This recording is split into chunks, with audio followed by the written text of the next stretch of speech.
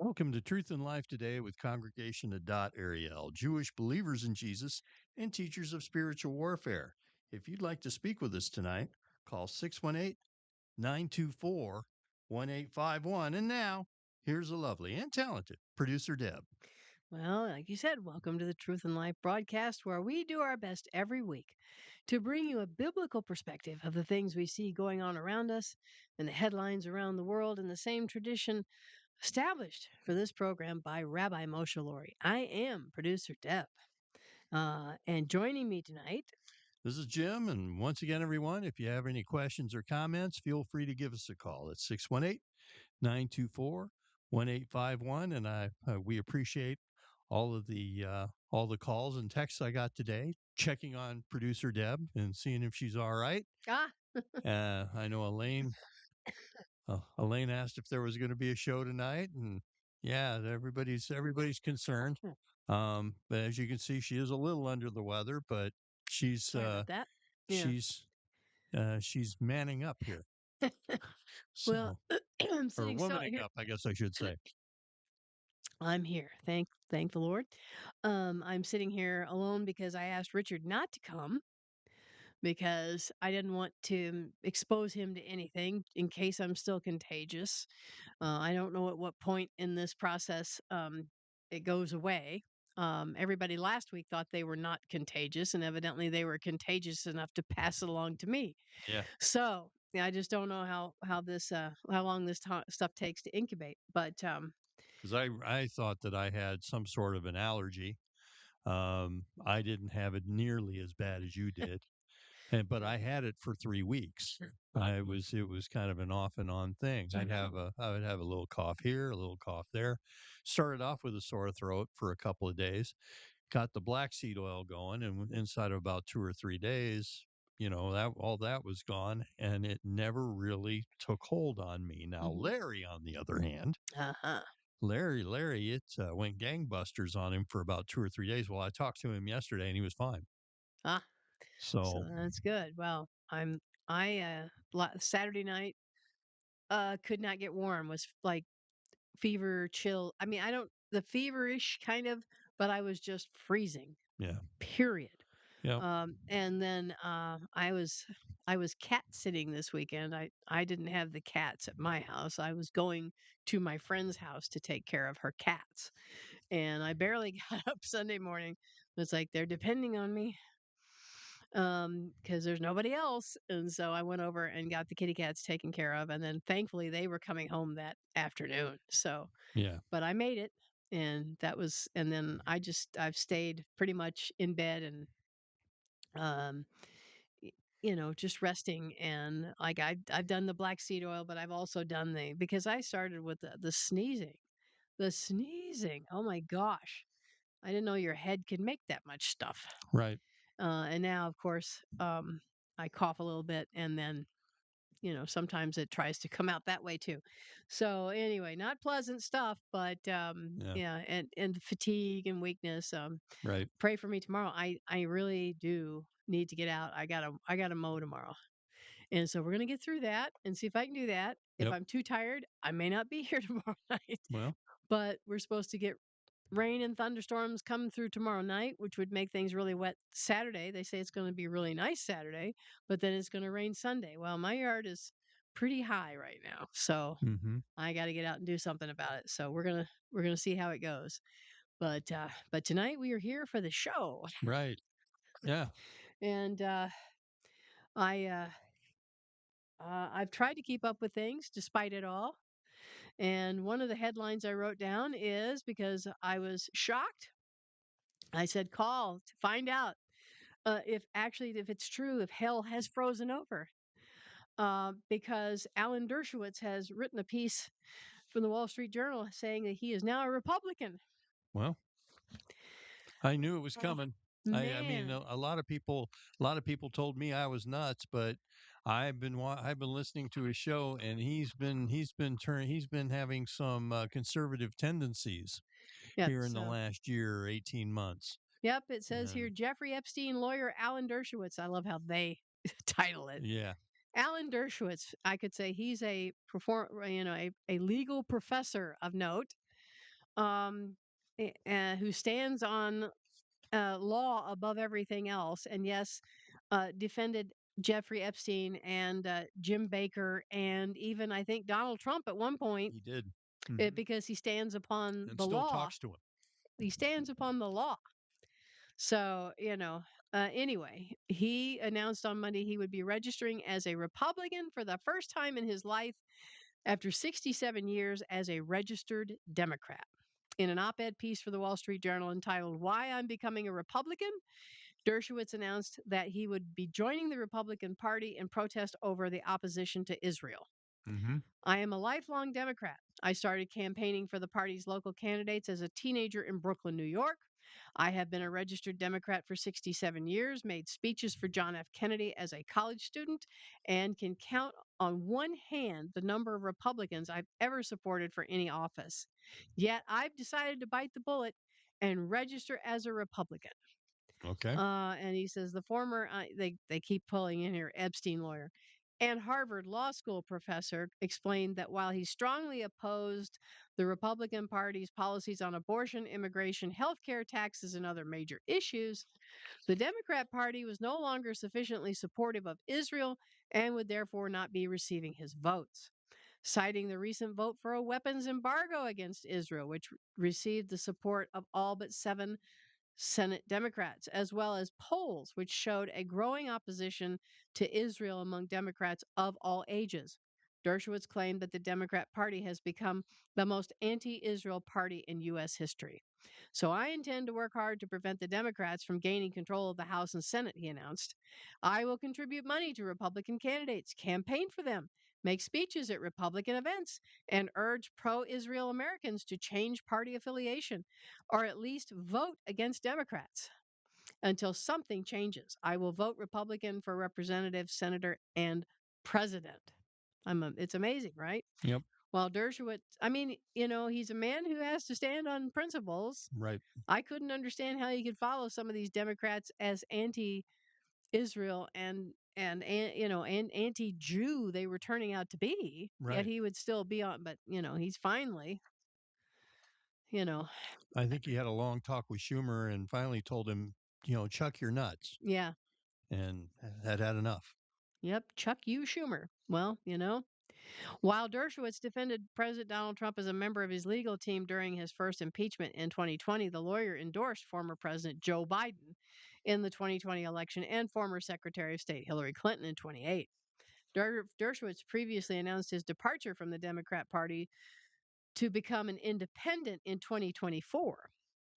However, given that he described himself as a registered Democrat for 67 years in his article on Monday, it appears Dershowitz may still have been registered as a Democrat. And since Epstein's death in 2019, Dershowitz has repeatedly lashed out at the late sex offender's accusers and lobbied for Epstein's accomplice Ghislaine Maxwell's release. I hope the appeal will be granted. She deserves to be out, said Dershowitz about Maxwell, who in 2022 was sentenced to 20 years in prison for child sex trafficking last year. In 2024, after one of Dershowitz's debate opponents criticized him for receiving a message at Epstein's mansion and accused the lawyer of being an old pervert, Dershowitz threatened to sue over the remarks. President Trump's own relationship with Epstein has also come under scrutiny in recent years. Anyway, that's what they want to focus in the article about, all about this Epstein stuff. But stands the news here. The news item is that Alan Dershowitz has become a registered Republican. And Dershowitz was also the man who pro bono got Jim Baker out of jail. Hmm. So, he went into Baker the way Baker tells it. He says he was sitting in there and he'd been in jail for 3-4 years.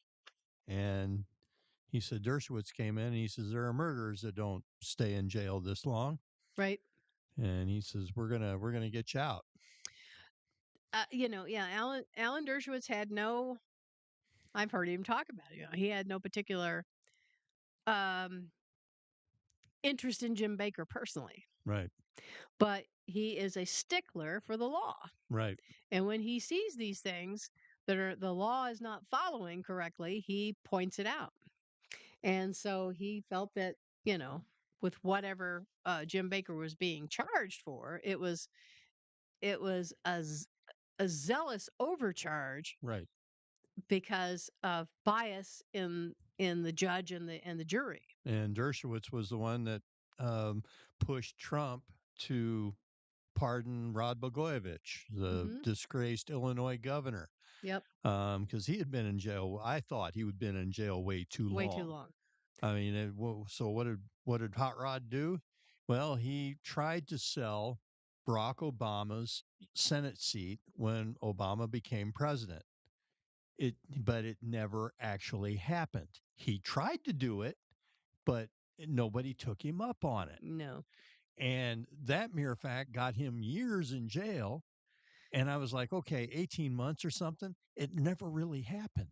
it never happened. And you can make the statement that lady, that one lady in Texas, she's still in, or is Oklahoma? She's still in jail because she questioned the election results. Oh, yeah. She's still in jail. Yeah, we She's need to been get Dershowitz pardoned on that one. Yeah. and she's still in jail. They Yeah. won't because uh yeah, I can't remember that whole thing, but I saw recently that she's still in jail. Mm-hmm. And I think she had suffered or is has needs um she has some medical condition. I can't really speak to all of that, but anyway. And Bonnie chimes in that there was a judge removed. I am assuming that it might have been the Jim Baker case Oh, since she uh-huh. knows him so well. But Yep. yeah, and that did happen. And in Colorado, she's saying, okay, there was a judge that was removed in Colorado. Okay, Yep. so So, but there's very few like Alan Dershowitz that I never, I like I said, I would always say I don't know how he justifies. It just, he just votes Democrat to make himself feel good or think he's doing something, but because I said he's too smart. He knows that law inside and out, and I don't know how you can see these people and see what they're doing and go along with it and vote for them and support right, them. Well, they finally, they touched a nerve when they what they've done. I mean, I would say, and I'd go so far as to say, is the Democrat Party is now progressive and pro-Palestinian, right. pretty much down the line. Well, it's Um, definitely not progressive. I call it regressive because if they could, they'd set everybody but themselves back to the 1800s. No, what I'm saying is the term I know. now that's used to describe Right. the socialist people are called I get progressives. it. Okay. I get it. I'm But it being is regressive. specific about the what they're labeling it. Right. Okay. That's what the label is. Right. Okay. You can think what you want about it. I'm just saying Well, it's no longer a Democrat party like the Kennedys, mm-hmm. like the Muskies, like Right. any of those people. Right. Democrat does not mean Democrat anymore. I know. Democrat Hmm. means progressive, socialist, communist, and Marxist. Right. Okay. Yeah. If you've got So, Mom Donnie out there, they're right. definitely. So, and Yeah. that's where the Democrat Party is now. That's where it's going. That's where all the candidates are coming from. You're seeing the Muslims coming up and coming through and taking over. Through that, you're seeing the crazy leftists coming through and taking over. And they are predominantly they're anti-Semitic all through and through. And they're pro-Palestinian. Okay. Well, just to clarify, Bonnie says Jim Baker's judge was removed, and and in Colorado there is a clerk incarcerated because she was questioning the election Yes, that's results, her. and now she has cancer in That's jail. what I thought. She has cancer, needs cancer treatment, and she has been pardoned, I think, by Trump. I believe she was pardoned, but they won't they that system will not let her out. Whoever the judge is or whoever, no, he will not grant her release. I don't know how he can override a presidential pardon. And if I were Trump's people, I'd be getting on that. Yeah, I'd put Dershowitz on it if he could do it. Yeah, I mean, I'm sure there's somebody, he's basically into unfairness. right? He's into being fair wherever it lies, Uh-huh. and this is definitely unfair. Yeah, it's So it's And but that this is again your radical judges that have gotten in that believe that they believe that they have equal power as a local sheriff, and they're doing that. Right. And it's the governor of Colorado that won't allow the pardon to go through. Yeah. So I mean, I don't know how that gets into states' rights Mhm. and federal. I don't know how that works, Mhm. but I don't know if a presidential pardon is trumped by states' power. I don't know.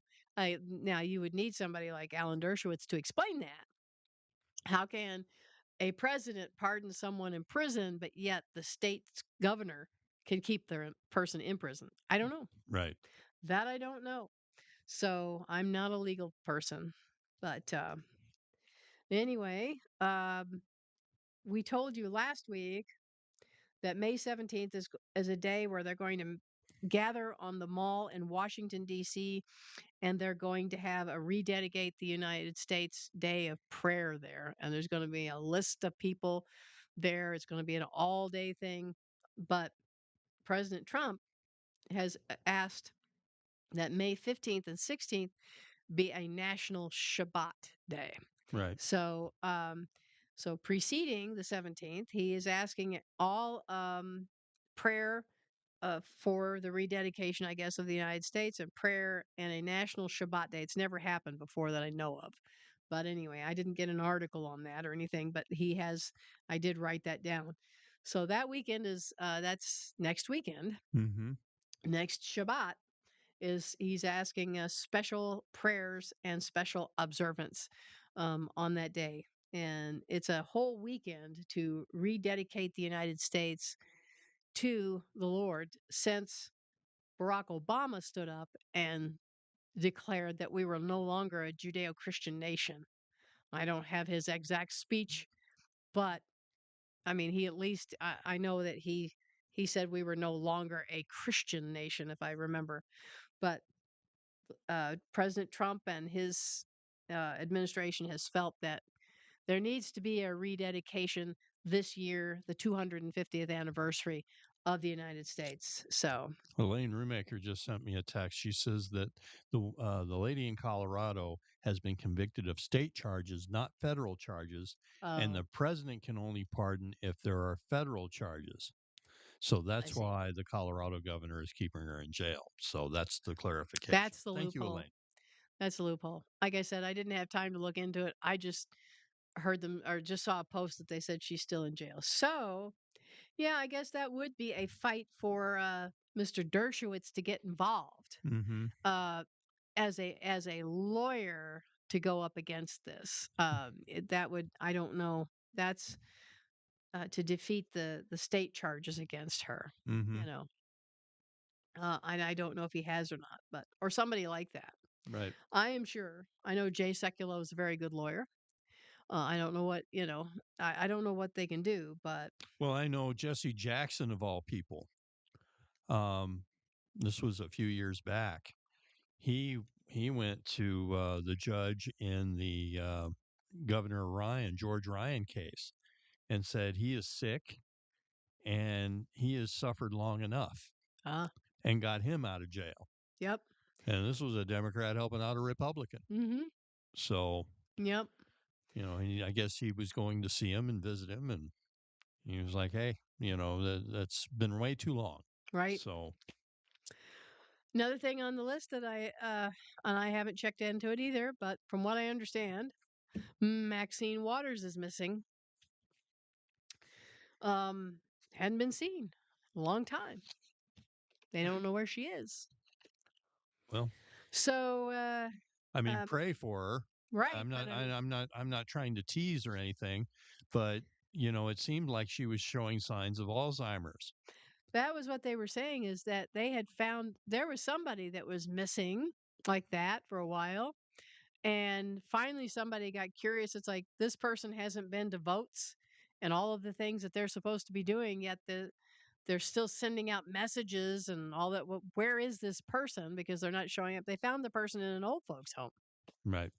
because the team and the staff didn't want to give up the power. Mm-hmm. So, So wherever Maxine Waters is, for those of you out there in California, I guess is where she's from, right? Mhm.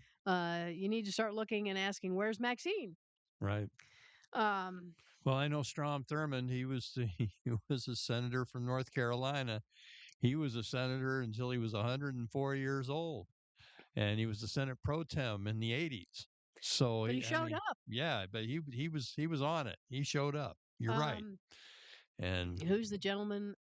Chuck Grassley. How old is he? yeah, he's in his 90s. From He shows up. I believe he's in Iowa. Yeah. I mean, he shows up. So where's Maxine? Anyway, there's been a brouhaha online about the Muslim Day at a Texas water park.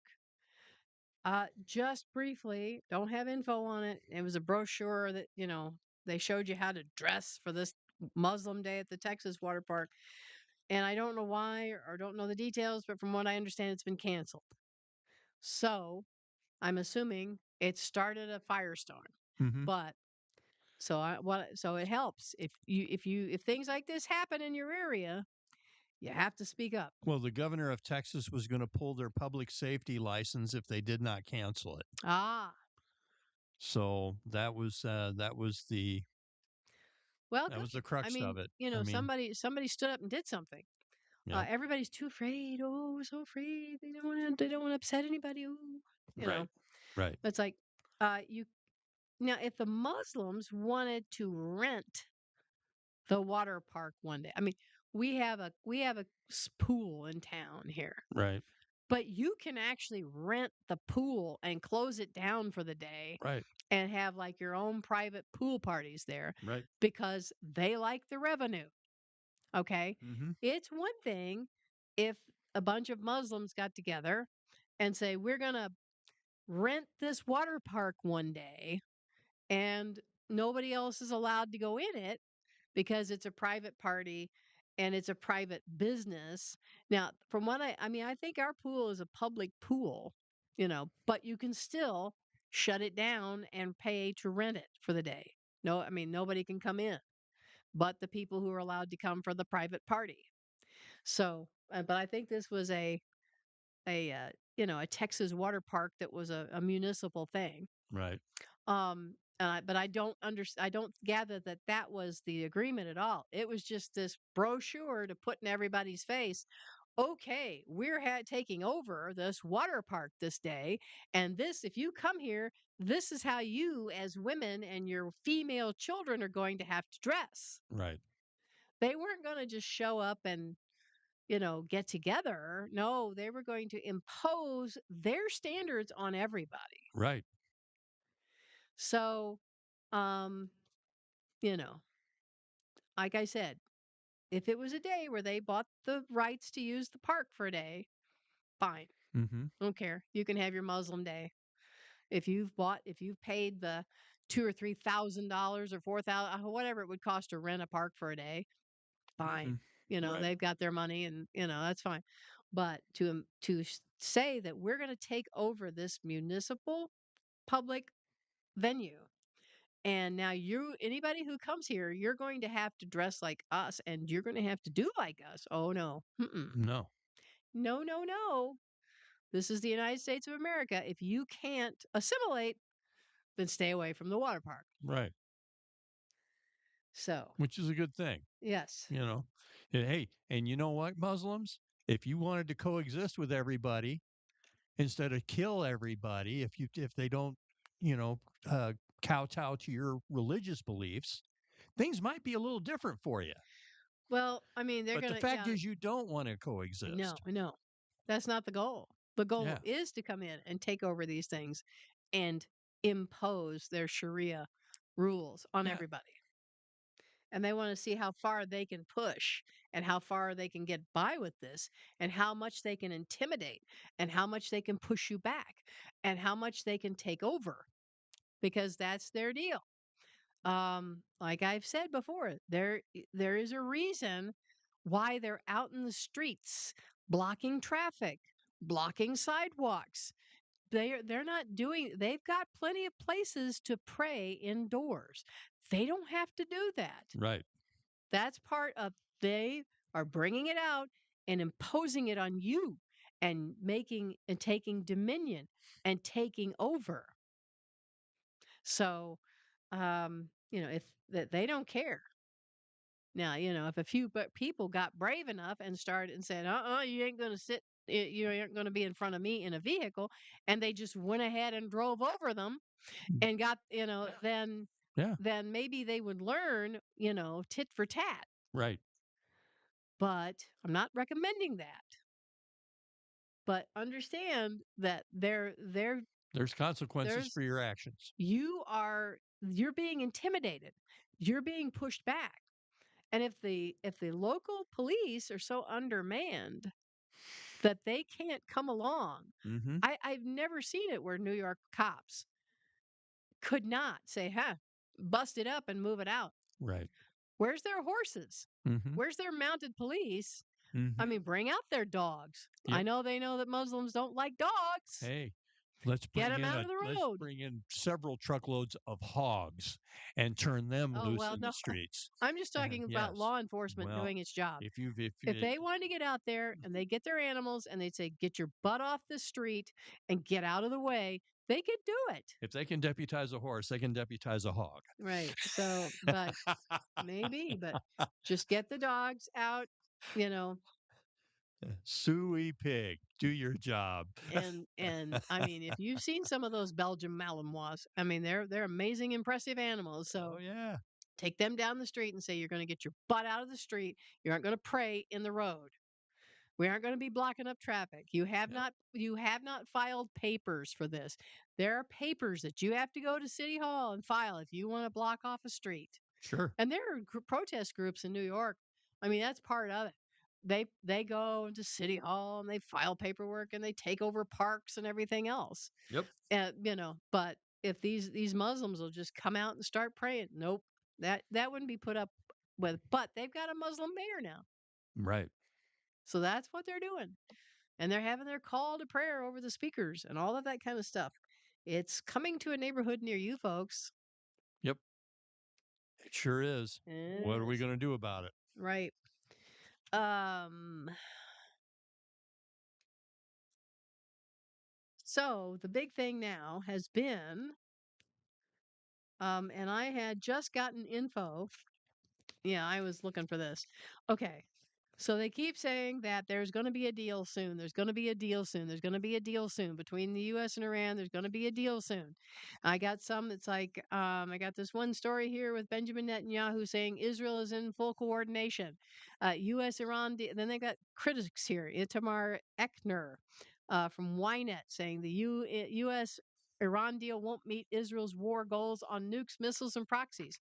But I just got this because I had been looking at Amir Tsarfati that now um, Iran is accusing the U.S. of breaking the ceasefire. Okay. They're doing what Hamas did to Israel. So, so the latest thing I got here, a senior U.S. official told Fox News on Thursday that the U.S. military struck Israel's Qassam port and Bandar Abbas. The official stressed, however, that the attacks do not signal a renewed war. Later, a senior U.S. official told Fox News that the U.S. military also struck Iran's Bandar Kargan naval checkpoint in Minab. Meanwhile, the Iranian Tasnim news agency reported that the Iranian Navy attacked 3 U.S. destroyers near the Strait of Hormuz Uh huh. with missiles and drones. There you go. The destroyers of the terrorist U.S. force are fleeing towards the Sea of Oman. The attack on the hostile American destroyers was carried out by missiles and suicide drones, the report said. The Qatam al Anbiya headquarters of the Iranian military claimed in an official statement that the United States violated the ceasefire by attacking the Iranian vessels, who attacked first, right? We will respond to any attack with force and without hesitation, the statement read. U.S. Central Command, or CENTCOM, issued an official statement saying that the U.S. forces intercepted unprovoked Iranian attacks and responded with self defense strikes as the U.S. Navy guided missile destroyers transited the Strait of Hormuz to the Gulf of Oman, dated May 7th. Today, Hmm. Iranian forces launched multiple missiles, drones, and small boats at as USS Tuxton DDG 103, USS Rafael Peralta DDG 115, and USS Mason DDG 87 transited the international sea passage. No U.S. assets were struck, said CENTCOM. It added that the U.S. Army eliminated inbound threats and targeted Iranian military facilities responsible for attacking U.S. forces, including the missile and drone launches, command and control locations, and intelligence, surveillance, and reconnaissance nodes. CENTCOM does not seek escalation, but remains positioned and ready to protect American forces.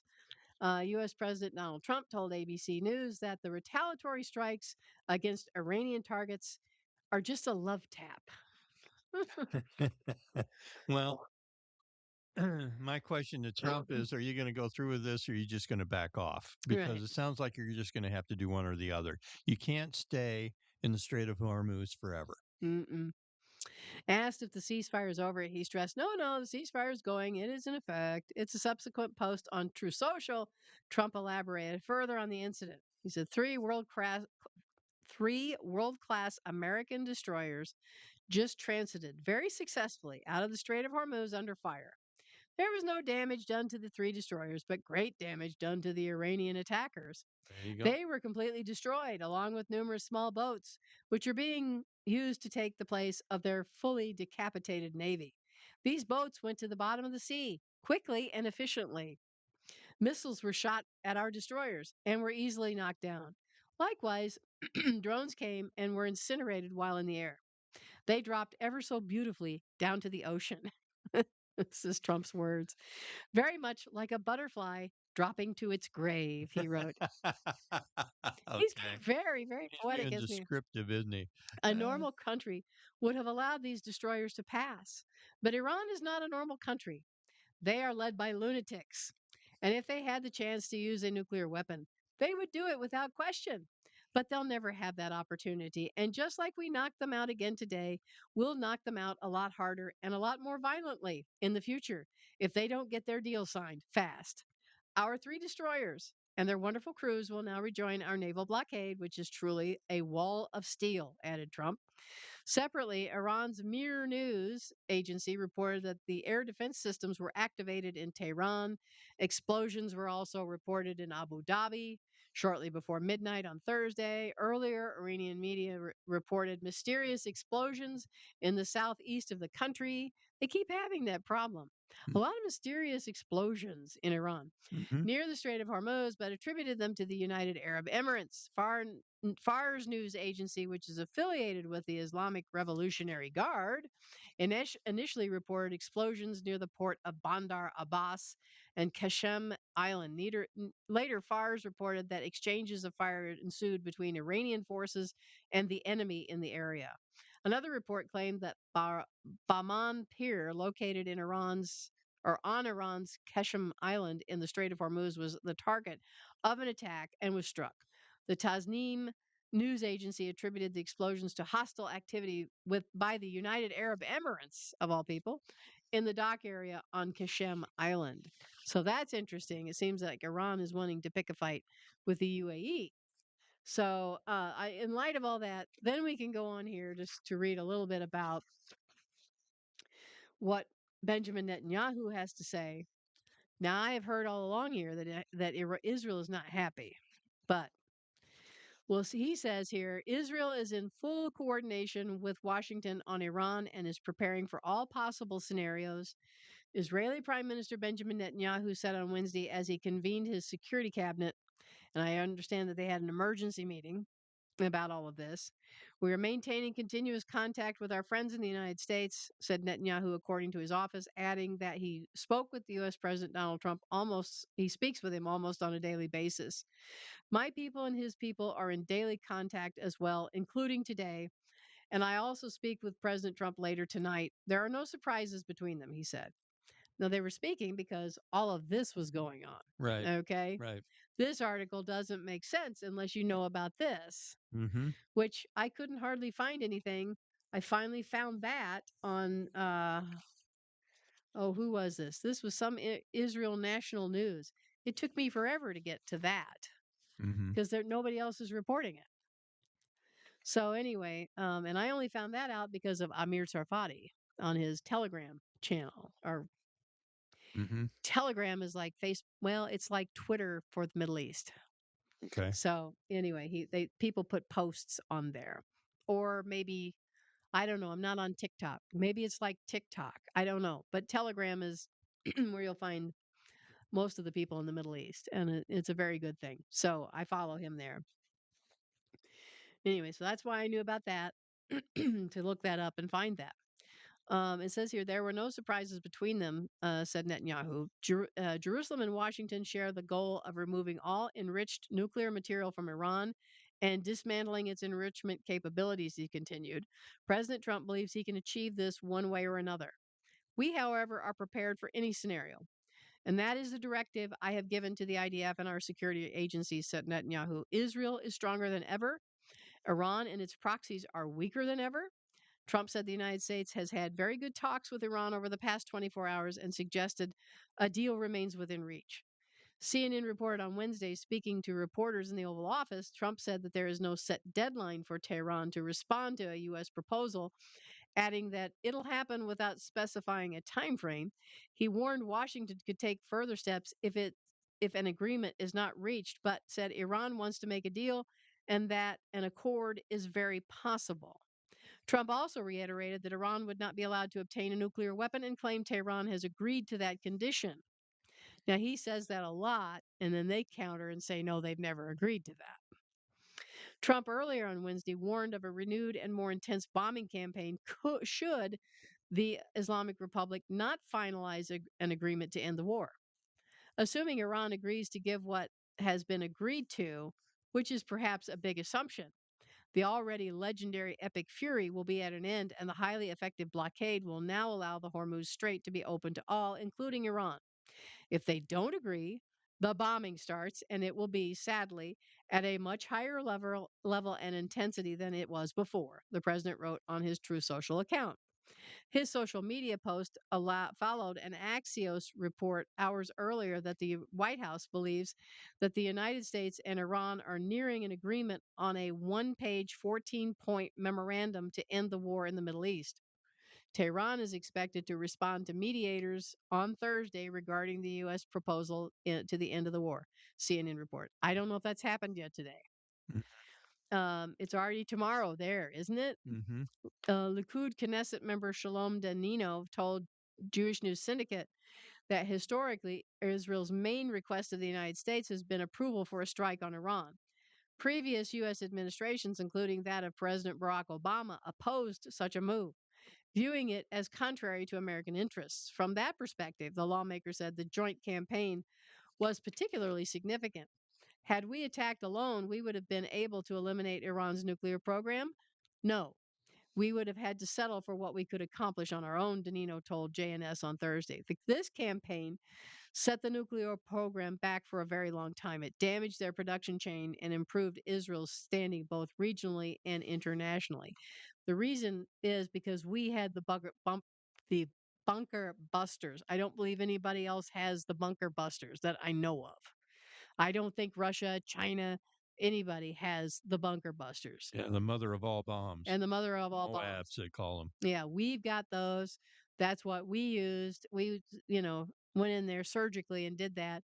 And then Israel took care of the rest. Mhm. So Danino said the campaign also provided Israel with political and diplomatic relief from mounting international pressure. We always need to ask ourselves whether it would be better to act alone.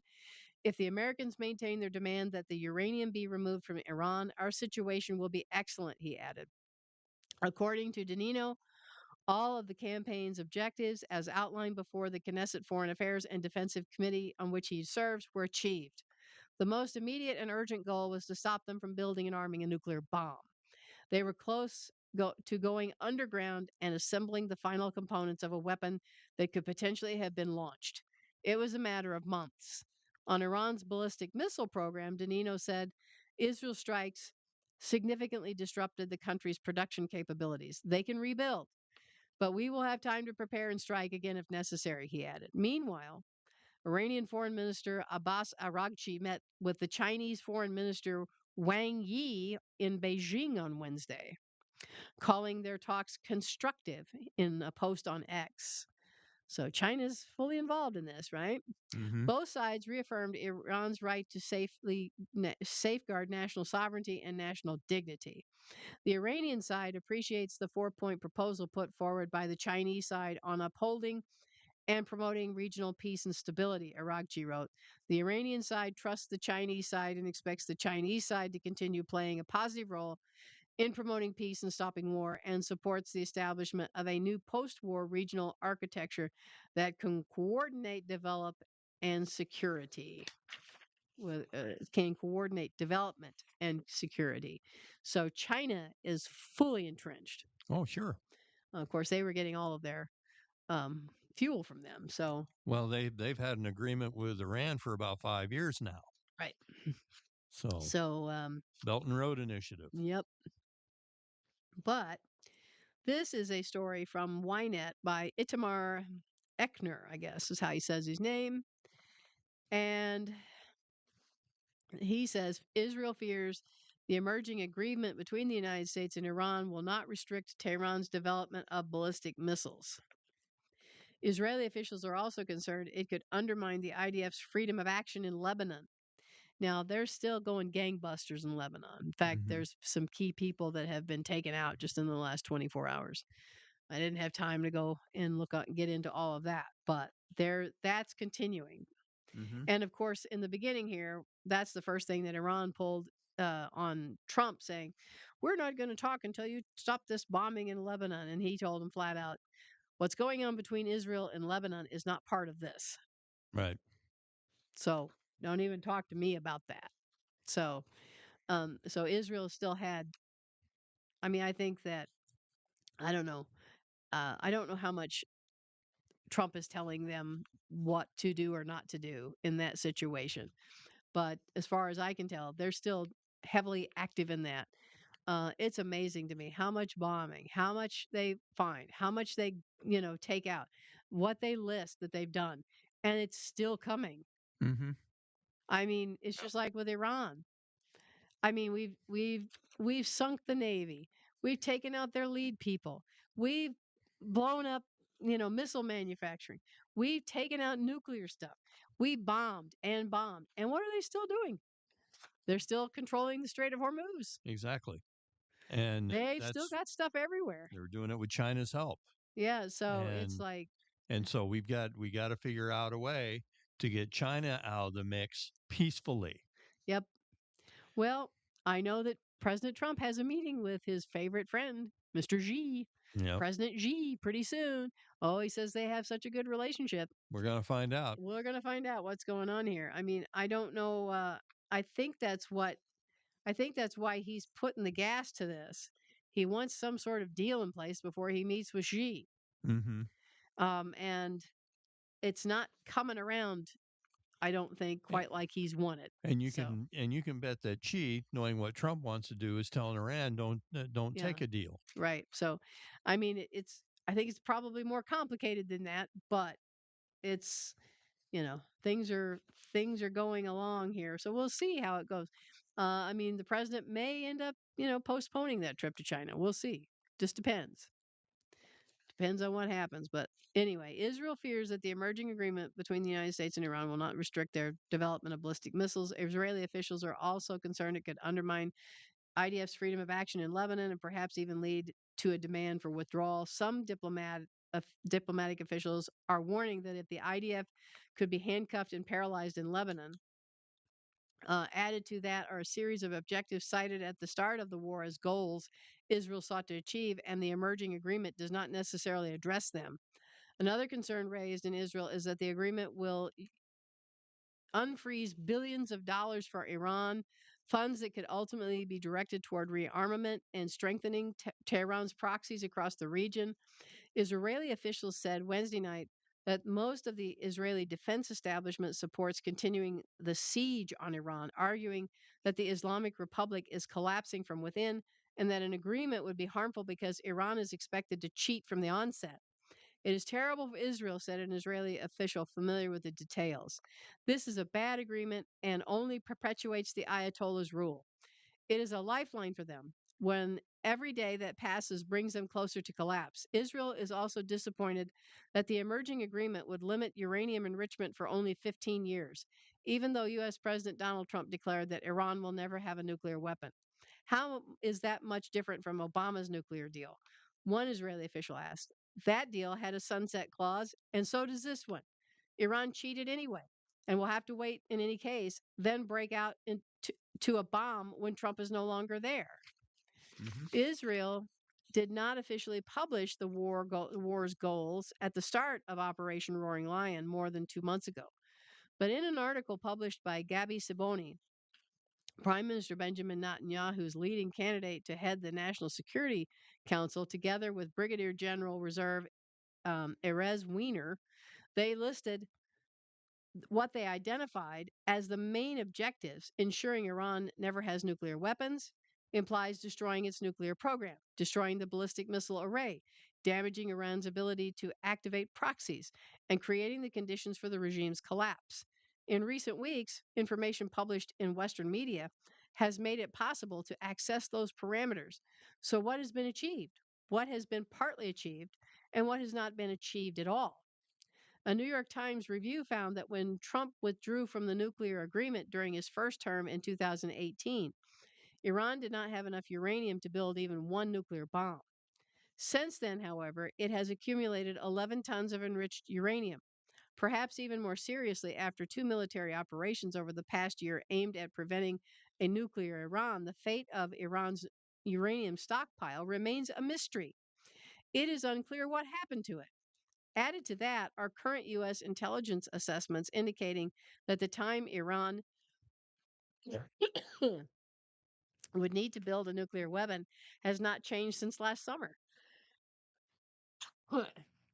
So, with all that bombing we've done, they can still get a weapon in 2 weeks, evidently. Well, they could probably get it quicker than that if they're going through China. So yeah, Hmm. they can get it from anybody. Apparently, they can get them from Russia. They can get them from China. I don't know where Russia's getting all of its weapons from. It's still in a heated war with Ukraine. The assessment is that parts of Iran's enriched uranium stockpile, which is radioactive and chemically hazardous, remain hidden or buried under wartime rubble, making them difficult to extract or destroy. Recent reports indicate that the emerging agreement would limit uranium enrichment for 15 years. Even if Iran does remove its enriched uranium stockpile, there is no guarantee it will not resume enrichment in 15 years. If so, this goal is not achieved under the agreement. Well, I would imagine right now they're still trying to restore things that were damaged. Hmm. Nobody's talking about if anybody's watching that. And IDF officials estimated at the end of Operation Rising Lion last summer that Iran had a stockpile of about 1,500 ballistic missiles. According to the U.S. officials, Iran has demonstrated impressive missile capabilities and has significantly increased production since last summer in preparation for the next confrontation. So why the heck haven't we bombed that? How is it that they are still able to produce these missiles? Don't they? Are they factories they're doing this at? Why has this not been taken out? So, good question. last month, the Wall Street Journal reported that even after Operation Roaring Lion, Iran still had thousands of ballistic missiles, some stored in underground stockpiles, along with launchers ready for immediate use. U.S. officials have also expressed concern that Iran is using the current ceasefire to substantially rebuild its missile arsenal. Yep. In the final analysis, although the U.S. military officials said during the latest war that Iran's missile launching capabilities had been significantly damaged, U.S. and Israeli sources told the Wall Street Journal that Iran still has thousands of missiles available for immediate use. Right. At this stage, there is also no information on what understandings Washington and Tehran will reach on this issue. Therefore, this goal will not necessarily be achieved. Hmm. Since October 7th massacre, Israel has taken the gloves off against Hezbollah, eliminating the leadership of the Shiite terrorist organization and the senior command structure of its military wing. Israel has also acted against weapons and money transfer routes from Iran. But recent weeks have shown that Hezbollah, despite the blows it has suffered, remains a significant threat on the northern border. Like I said, it's amazing. Hmm. As much has been thrown at them, they don't stop. Well, Um, with Iran, it goes back to last June when Trump pulled out of Iran after so many bombing runs and whatnot. He left them alone. And I think that they knew that there were weapons that had not been destroyed yet, and he pulled out anyway. And now we're reaping the, benefits, if you will, of leaving Iran 7, 8 months ago. well, I think that he thought that when he did what he did, that he could negotiate with them, and they didn't You negotiate. can't negotiate with Right? Muslims. No. They only understand one language. And so, because I think he thought everybody has a price. Everybody has a price. I'll No. meet their price, and then we'll all get along. The No, it didn't price is happen. your life, Donald Trump. The price is your Yeah, life. they Unless you go over to well, their religion and agree with what they agree with. right. It's a death cult, and they don't have, and so and it, but even Hezbollah, all of these people. See, the thing that they're not talking about here, and I guess I can go on and let me go on and read the rest of this. But the one thing I'm going to say is there are more ways to get oil out of Iran than by ships. And Hmm. they have the pipelines around, Sure. and they're still selling that oil. Right. So they're still getting money coming in. Right. And we haven't, shutting off the Strait of Hormuz has not broken them.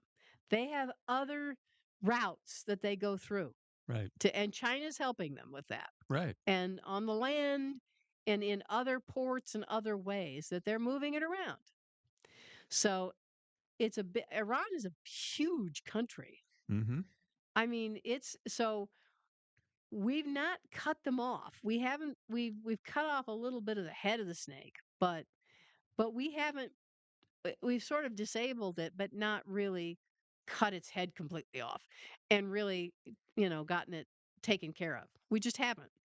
And I don't know why the push for this deal right now. I don't know why if you're going to go if he was going to go in when he was going to go in, why he's pushing for the deal, except for the fact that these midterms in the United States and all this Right. stuff here Yep. and the high gas prices and all Yep. that. He's it's because otherwise 2 weeks ago, if I had been Donald Trump, 2 weeks ago, if I didn't see any more progress than this, I would have been hitting them again. Yep. I would have been bombing the heck out of them again and said, "This, we're done talking here." Well, he should have been done. There should have never been a ceasefire, is my Right? opinion, because the more pressure you put on them, that's more resources. That is, I mean, even if Iran is getting resources from China, they're having to use more resources from China. Eventually, they're going to run out too, Yeah. and then you've got a negotiating tool. Right. So, and this has been complicated because they have had to go into the banking. I mean Hmm. that what's his name? Bissett? What's Yeah, the Scott Bessent. Bessett? He's had to do a whole lot of work on this Oh, I'm sure. to find out where this money keeps getting routed to I'm them sure. Yeah. and to try to shut down this and shut down that and find out who's doing what with there's been a whole behind the scenes we're not even seeing Right. because they're still getting their money somehow But during yeah, but Trump has to put America first here. To yeah bring down oil prices in this country, he has to use the oil that we're drilling in this country on this country. And then he's got to destroy the oil that's in Iran, despite the fact that he wants to take that over. He said in a Barbara Walters interview 40 years ago that he wanted that it would be a neat uh, idea to go in and take the oil from Iran for a while and use it, for instead of using it for terrorism, using it for other things. the, That's his design. the thing I understand here, we're pumping and we're supplying And we're the number one supplier right now of Right. oil in the world. Right. And that does nothing to lower the price of the gas. Doesn't matter how much we pump. As long as Iran is blocked off, all of the oil prices are established in the Middle East. It doesn't matter how much we pump. It doesn't matter if we pump double what Iran does. The oil prices are going to stay high because they establish the oil prices over there in the Middle Well, East. fix it to where they don't. But that's the OPEC. See, that's no. That's because the US dollar is based on all of that. This we're our dollar is held up by the oil, not by the oil currency. It's very complicated. It doesn't matter how much gas we pump. It doesn't bring our price down. The price of oil is set by the Middle East. And so as long as we don't get that worked out and that Strait of Hormuz isn't opened and we don't get oil coming, you saw quickly that when they said the strait was open, the crude oil went down Mhm. because the price for oil around the world is established by that. Mhm. Okay. And so it's great that we're pumping a lot of oil, but they're still paying for our oil at the price that oil is going for. It's like a stock market. The crude oil price is established by a universal price, and then the U.S. dollar is pay. I mean, they pay for it I in get it. U.S. dollars. I get it. That was established in the 70s by Henry So, Kissinger. so we don't. I Right. mean, this is a problem. You can't pump your way out of this one with U.S. oil. But the Saudis apparently had pulled out of OPEC. Is that not the case anymore? I don't know what's going on with OPEC, but every time they say that the Strait of Hormuz is open, then they rally and the oil prices drop. So it's tied to that, Mhm. and how how the Saudis. I don't know if the Saudis can pull out of OPEC. Mhm. I just don't know. I mean, maybe they threatened to, but we'd have to check on that. But all I know is they were explaining that they said, well, they were talking, I think, on Fox News to somebody and saying, well, we're pumping more oil and that should bring the gas prices down. They said, no, that's not how it works. Okay. Prices don't come down the more oil we pump. Okay. Prices are set in the Middle East. So we got to find creative ways to get rid of the IRGC. Right. So, I mean, So that's um, what that amounts to is this has gone military mhm, and we have to get rid of the IRGC because they're protecting the oil. right. I mean, so they know that they're making, as long as they threaten the oil through the strait, as that keeps the oil prices up, that Okay. keeps things bad for Trump because of the election coming up, because everybody's dissatisfied with With the the price of price oil. of Yeah. oil, I get it. because all oil price goes by that. Mhm. So anyway, and now this wasn't an easy fix. This isn't like um being able to, like you said, like if you want to affect the soybean prices, you grow more Right. soybeans, or if you want This to affect, isn't this isn't the like baseball cards. You got Barry Bonds baseball cards and then you've got Willie Stargell baseball cards. You got more Barry Bonds than Willie Stargells. How do you make the price of Willie Stargell go down? You print more Willie Stargells. yes, right. No, So, yeah, it yeah. doesn't, it's not working that way. So anyway, but I am not an expert in that either. These are things that I've heard. Oh, well, it says here for now, Israel does not know how a U.S. Iran agreement would affect the Northern Front, but Lebanese Parliament Speaker Nabi Berri was quick to declare yesterday that the Iranian and Lebanese arenas are linked, meaning that an agreement on Iran would also bring an end to the fighting in Lebanon. The Houthis also proved during the fighting that despite the strikes they have sustained from Israel, they can still launch missiles and drones, meaning the threat they pose remains very real. It is not yet clear whether the United States and Iran have agreed that Tehran will no longer be able to transfer aid to its proxies. But even if they have, there is no certainty that Iran will not do so through indirect channels. Yeah, this is going to bring up all kinds of espionage Oh, sure. These people, these devils are still going to get what they want, and they're going to find every way in the world to circumvent. Mhm. Um, it's just like Texas voted out Sharia law. Good for them. Except now, all of the people there that want Sharia law, they're just going to call it something different. Right. So it's the same thing with this. The only way that we can do this, get away, and is to send them back where they came from and So revoke their citizenship and get them out of here. yeah. Barack Obama brought them in. We can take them out. After the broad protest wave at the beginning of the year, which was violently suppressed by the regime, some expected crowds to return to the streets once the U.S. and Israeli bombardments began. However, citizens stayed home and during and after the fighting expressed concern that the regime would settle accounts with anyone who exploited the situation to try to bring it down. For now, the regime has not fallen, but reports are multiplying of severe economic distress among civilians and internal disputes within leadership, which is trying to recover from the assassination of Supreme Leader Ali Khamenei. As for this goal, it is still too early to assess how events will develop. But as Israeli officials have argued, the agreement could instead end up saving the Ayatollah's regime. And I think that unfortunately, that's what's going to happen. They're probably you know, banding together in whatever way they can to keep things. I mean, that's what they do. It's like you take out one level and then the next level bands together. You take out the next level and the next level bands together. You I take get out it. that level and the next band in whatever way they can. I mean, they may not be able to turn their cell phones on, but they're getting information to each other. They Right. may not be able to meet exactly together, but maybe they are. Who And, knows? and this was what Hamas was doing on a lot smaller scale. And Uh-huh. they thought that what Iran is doing right now is just waiting out Trump. They're Yep. like they're using the public opinion.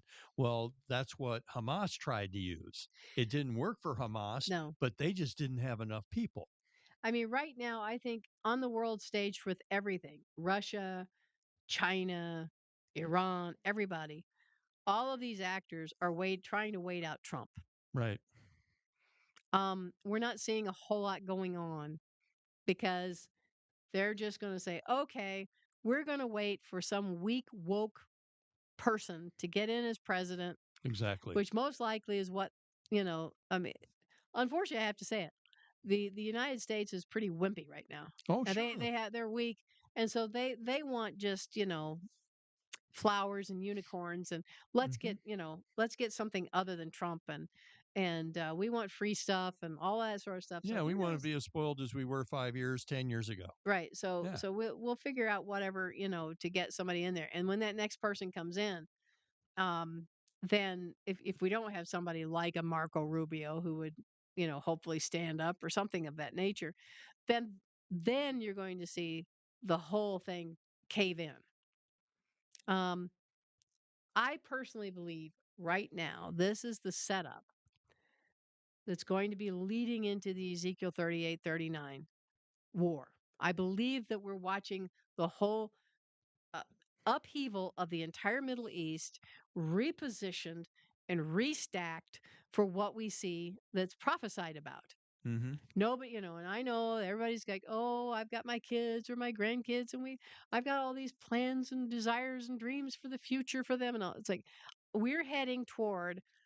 I mean, there's going to come a point when the prophecy's going to come true. Sure. Whether your little darlings and your family members are saved or not, Hmm. whether they, have great plans for doing all of these things or not, there's a time. There will be a cutoff. And God says, this is what's going to happen. Right. It's His world, it's His Middle East, it's His nation of Israel. Right. We are just merely players in this. And this is I mean, we watch it. That's what we're talking about it. And I think that we're seeing the scuttle. Everybody wants instantaneous answers. No, we're not going to get instantaneous answers here. Right. But I think we've seen the beginning and the shuffling when they talked about the board of peace and they talked about all this stuff, and we start seeing the rearranging of all of these people and what these countries will and will not put up with and how interesting it stacks. It's like, oh, I believe that Iran is going to be seriously weakened. I do not believe that they're going to go back to the level that they were. But that is why I believe that you see in the prophecies of Ezekiel 38 and 39 that they have to get Russia involved Right. and they have to get China involved because they Right. can't do anymore what Exactly. they did. Exactly. Okay? Mm-hmm. So that is why, and I believe that right now you're seeing the web weaving together. China would love to control Iran Right. because China then can maybe work its way in there and get the control of the oil themselves. Sure. If There's they a don't already reason. have it, if If they don't secretly already have it. and they can make deals with Russia Right. and all of this stuff going on there. Right. And then when whatever the setup is that's going to happen that unleashes Ezekiel 38 and 39, and Iran wants to come in and try to take over Israel again, and they come through the mountains and they drag these others with them because the ties. So we're watching this. I don't, everybody like wants to see, oh, we're going to have a, you know, peace and safety and, all this. No, it's not going to happen. We're not guaranteed tomorrow. So, I mean, well, yeah, but we are guaranteed that we know what the prophecy says. Right. Yeah. So, I mean, it's not like we don't know, we know what the prophecy says. Right. And so, we can't, have sugar gum. We can't have, We can't lie back and be fat, dumb, and happy. well, I mean, yeah, it's not going to work out differently, Mm-hmm. is what I'm trying to say. The Bible tells us how things are going to work out. It's not going to work out differently. I mean, Yeshua came the first time. Mm-hmm. And he told us, and it was told how it would happen then. And we know what's going to lead up to his second coming. Right. And so we have to, And we at trust the same time, you know, uh, our job is to get the message out. right. Our job is to take as many people with us and say, look, this is what's going to happen. And the judgment day is going to come and but the most important thing is each one of us have a time clock on us. Mm-hmm. That's the most important thing to look at. Each one of us doesn't know when our final day on this planet is, and that's the most important thing. And how is our relationship to God, and are we going to follow his Messiah, Yeshua, or not? Mm-hmm. And that's the number one thing. And then all this other stuff, I mean, we know how the overall big picture is going to play out. So our task is to get the gospel message out and tell people you got to be followers of Yeshua. There's only one way to him, to the Mm-hmm. Father, and that's through him. And that's our number one goal. And then we can play all of this, guessing game with all the rest of this stuff later. It's not going to change. We're not going to have utopia. There's not going to be some change in God's mind. Mm-hmm. And the only time, even when Messiah returns for the 1,000-year millennial reign, at the end of that, there's going to be another battle. There's going to be another war. How could that be when you have the Messiah himself on the planet ruling things? How can there be more, what's going on? I mean, there's a lot that's got to happen. So, Mm-hmm. utopia and, I mean, and we don't even know after that from the kingdom after that. What happens after that? We don't know. Our book doesn't go out that far. We don't know. So, but here we are. We're living spirits. We're in it. And we're in the latest chapter. And so we got to keep at it. And this is what the Lord has set us to do. We're to be speaking out his word and getting people saved and then telling people the signs of the times, Mm. right? Yep. Um, but talking about Saudi Arabia, two unnamed U.S. officials told NBC News on Wednesday that President Donald Trump's Project Freedom, the plan for American military forces to safely escort commercial ships through the Strait of Hormuz, was paused after less than 48 hours because Saudi Arabia denied the use of its air bases to protect ships from attacks by Iran. Mm. According to NBC sources, the Saudi government was surprised and angered when Trump announced Project Freedom with a Truth Social post on Sunday afternoon. Trump said he was acting in response to requests from countries all over the world who were neutral and innocent bystanders to the conflict between the U.S. and Iran. For the good of Iran, the Middle East, and the United States, we have told these countries that we will guide their ships safely out of these restricted waterways so that they can Um, well, I don't know how that's weird what that said here. Ably get on with their business, the president wrote. Trump dubbed the initiative Project Freedom and said it would begin on Monday, only a few hours after he wrote his Truth Social post. U.S. Central Command said it was ready to support the effort immediately as part of America's commitment to freedom of navigation. And then it says our support for this defensive mission is essential to regional security and the global economy as we also maintain this naval blockade, CENTCOM Commander Admiral Bradley Cooper said on Sunday. CENTCOM's statement suggested Project Freedom was an extension of an initiative announced by the Department of War the previous week to enhance coordination and information sharing among international partners in support of maritime security in the Strait. Project Freedom is defensive in nature, focused on scope, temporary in duration, and with one mission protecting innocent commercial shipping from Iranian aggression. Secretary of War Pete Hegseth said on Monday, announcing the two ships had already passed through the Strait of Hormuz under the protection of U.S. destroyers. And Hegseth said Iran cannot be allowed to block innocent countries and their goods from international waterways. Iran is the clear aggressor, harassing civilian vessels, threatening mariners from every nation indiscriminately, and weaponizing a critical choke point for its own financial benefit, he said. And so basically, it goes on to say all what he was saying. Later on Tuesday, President Trump suddenly announced a pause to Project Freedom, ostensibly at the request of Pakistan, which has been moderating talks between the U.S. and Iran.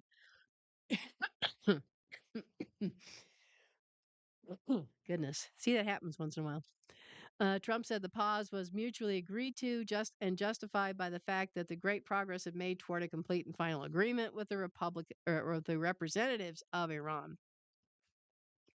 According to NBC sources, the real reason for the pause was that Saudi Arabia indignantly informed the U.S. that its Prince Sultan Air Base could not be used to support Project Freedom, and U.S. military aircraft would not be allowed to fly through its airspace to participate in the effort.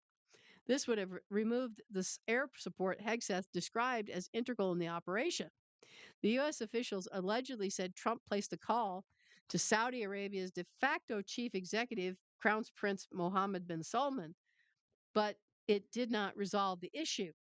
Other close Gulf allies were also caught off guard. The president spoke with leaders of Qatar after the effort had already begun, NBC reported. The White House responded to the NBC report by insisting that regional allies were notified in advance. While an unnamed Middle Eastern diplomat said that at least some of us were not, including Oman, which is on the far side of the Strait of Hormuz from Iran. The U.S. made an announcement and then coordinated with us, said the diplomat, adding that at least in the case of the Omanis, they were not upset or angry about it. A Saudi source also disputed the characterization of Saudi Arabia as angered by the timing of Trump's announcement. The problem was with that premise is that things are happening quickly in real time, the source said, suggesting the Saudis were more understanding of the situation than the original report implied. Another theory about the abrupt suspension of the Project Freedom is that Saudi Arabia and other Gulf states were made nervous by the Trump administration's low key response to the latest wave of Iranian attacks against the United Arab Emirates.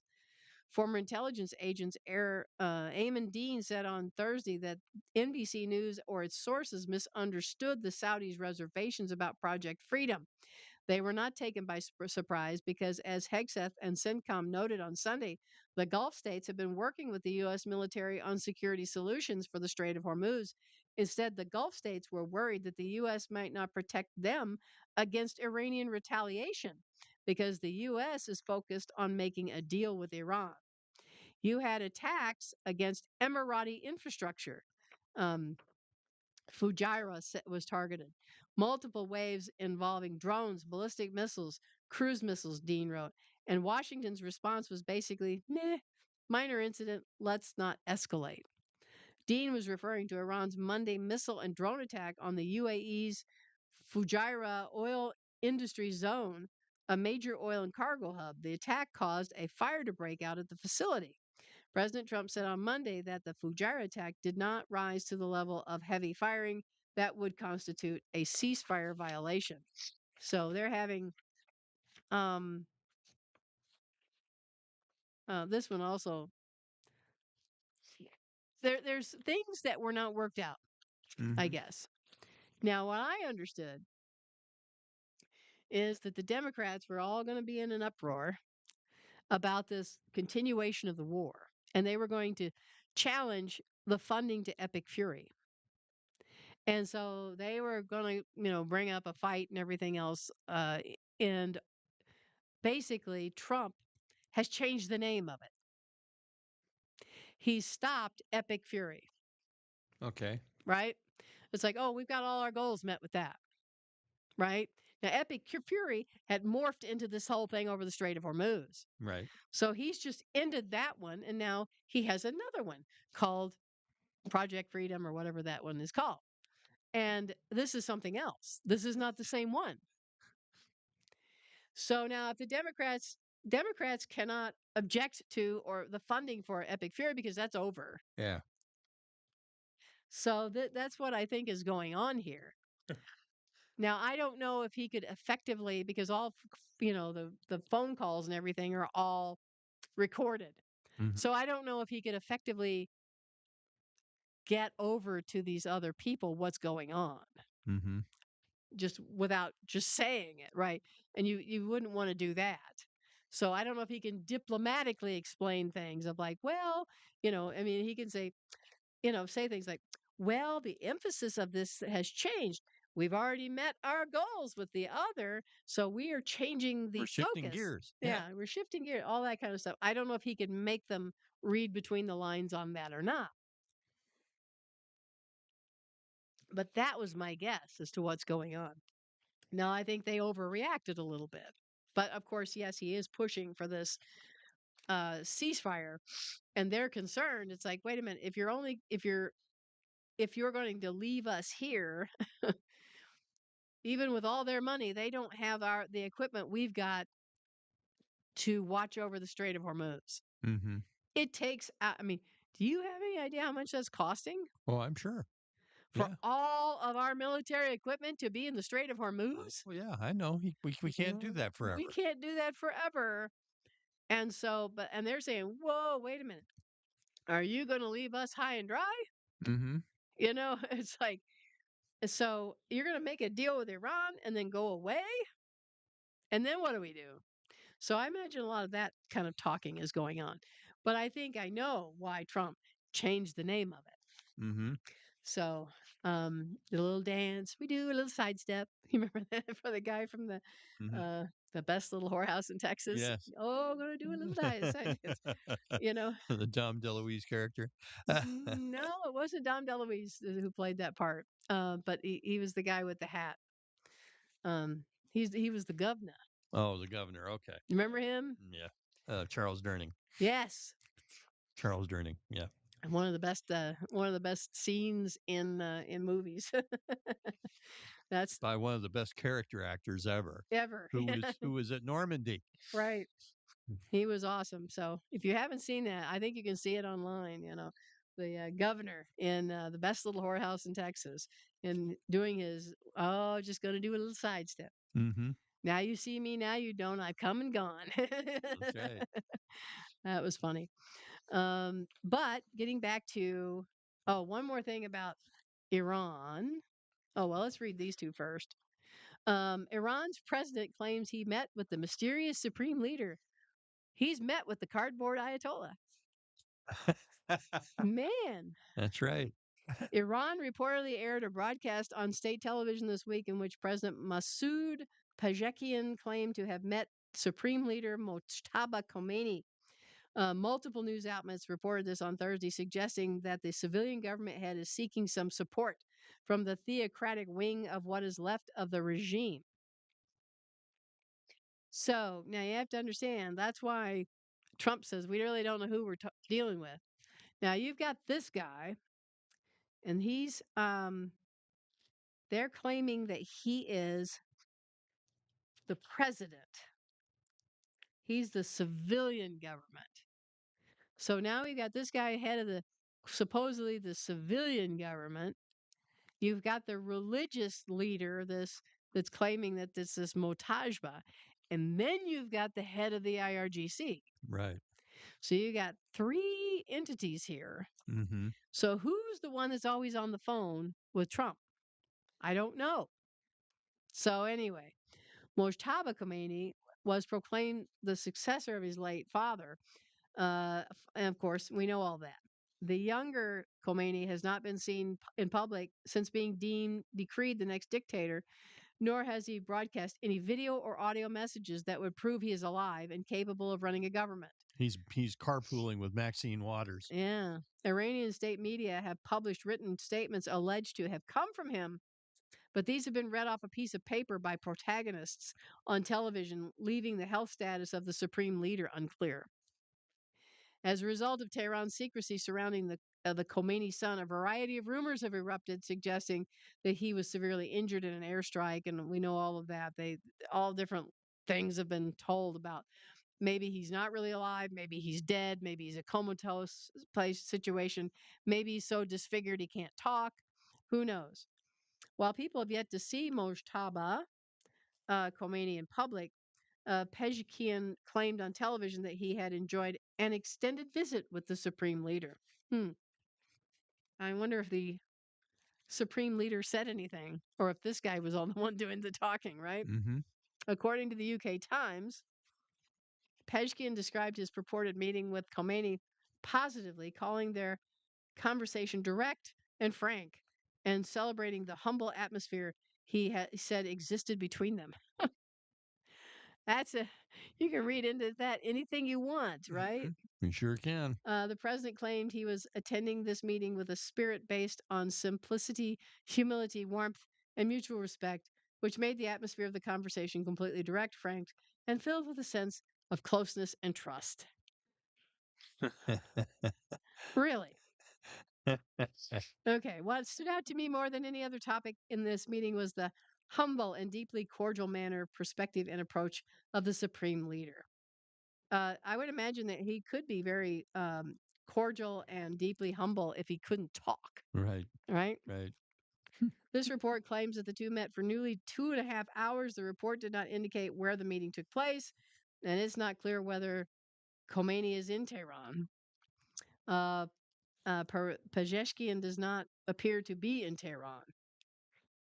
In April, he and Foreign Minister Abbas Araghchi walked the streets of the capital, taking selfies with passerby and shaking hands in an apparent show to the Iranian terrorist armed forces and clerics, as much to the United States and Israel that they remain popular with the Iranian people.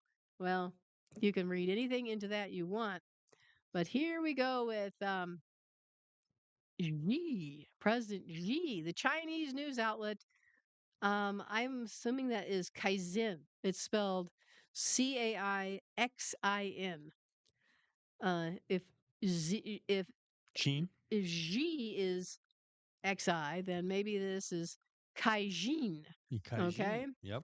Mm-hmm. And they reported on Thursday that a Chinese owned ship, openly marked as such, was attacked in the Strait of Hormuz on Monday, days before the Iranian foreign minister visiting Beijing to discuss his country's ongoing conflict with the United States.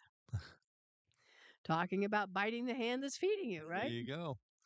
The Kaijin report citing sources familiar with the situation did not identify any perpetrators of the attack, though it did note that Iran's terrorist Islamic Revolutionary Guard Corps was intentionally targeting random civilian ships in the Strait of Hormuz to disrupt global commerce and had targeted a French company's ship on Wednesday.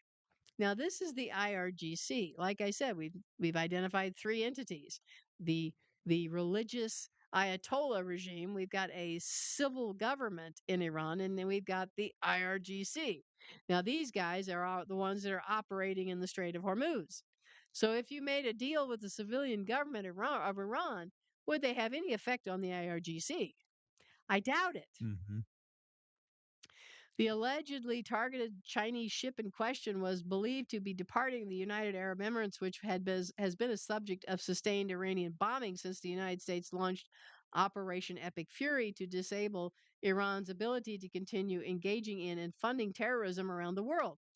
Reuters citing Kaizen reporting on Thursday that the ship in question bore a mark reading China owner and crew while it passed through the strait in an apparent attempt to avoid being targeted. An anonymous source speaking to Kaizen, apparently on behalf of Chinese shippers, lamented that the attack was psychologically very hard to accept. Iran and the United States have been embroiled in an unofficial war since February 28th. Anyway, um, as parts of its attempt to protect itself, the Iranian regime has also launched an operation to prevent regular commercial shipping activity in the Strait of Hormuz. It goes on to describe the situation. It says here the conflict has also damaged China's status as one of the world's most influential diplomatic powers. It is widely considered the leading country in the BRICS, an anti American security and trade coalition that also includes Russia, Brazil, India, and South Africa. Iran and the UAE are both full BRICS members, I guess. China has also brokered the normalization of diplomatic relations between Iran and Saudi Arabia in 2023. The Chinese government has not confirmed the Kaijin report at this time. During his regular press briefing on Thursday, however, Chinese Foreign Ministry of spokesman Lin Jiang stated that the Communist Party was deeply concerned about Iranian attacks on the UAE in response to a question about the Iranian bombing in the country's Fujairah Petroleum Industries Zone this week, which serves a variety of Asian clients, including China. Beijing has further invested millions in improving the transport of oil in the UAE, including with attempts to bypass the Strait of Hormuz entirely. See, I knew they were working on, trying to even, get all this oil just to move on through with no straight need to go through the Strait of Hormuz at all. It says here the pressing priority is to realize an immediate and full ceasefire and prevent further spread of the conflict.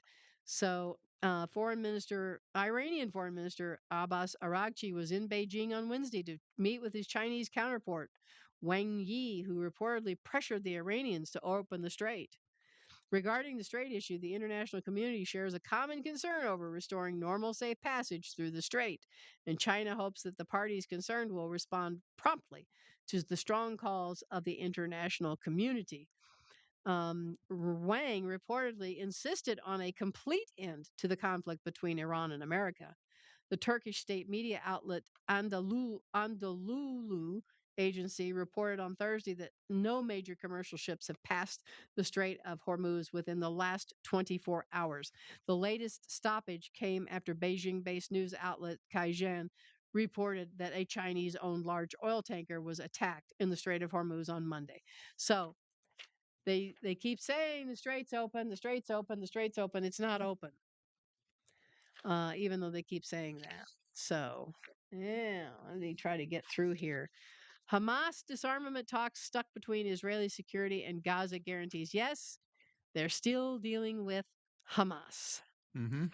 In all of this, while attention is focused on Iran and Lebanon, the situation in Gaza and the question of Hamas's demilitarization has been pushed to the sidelines, even as the second phase of the Gaza peace plan has centered on disarmament, technocratic governance, and reconstruction.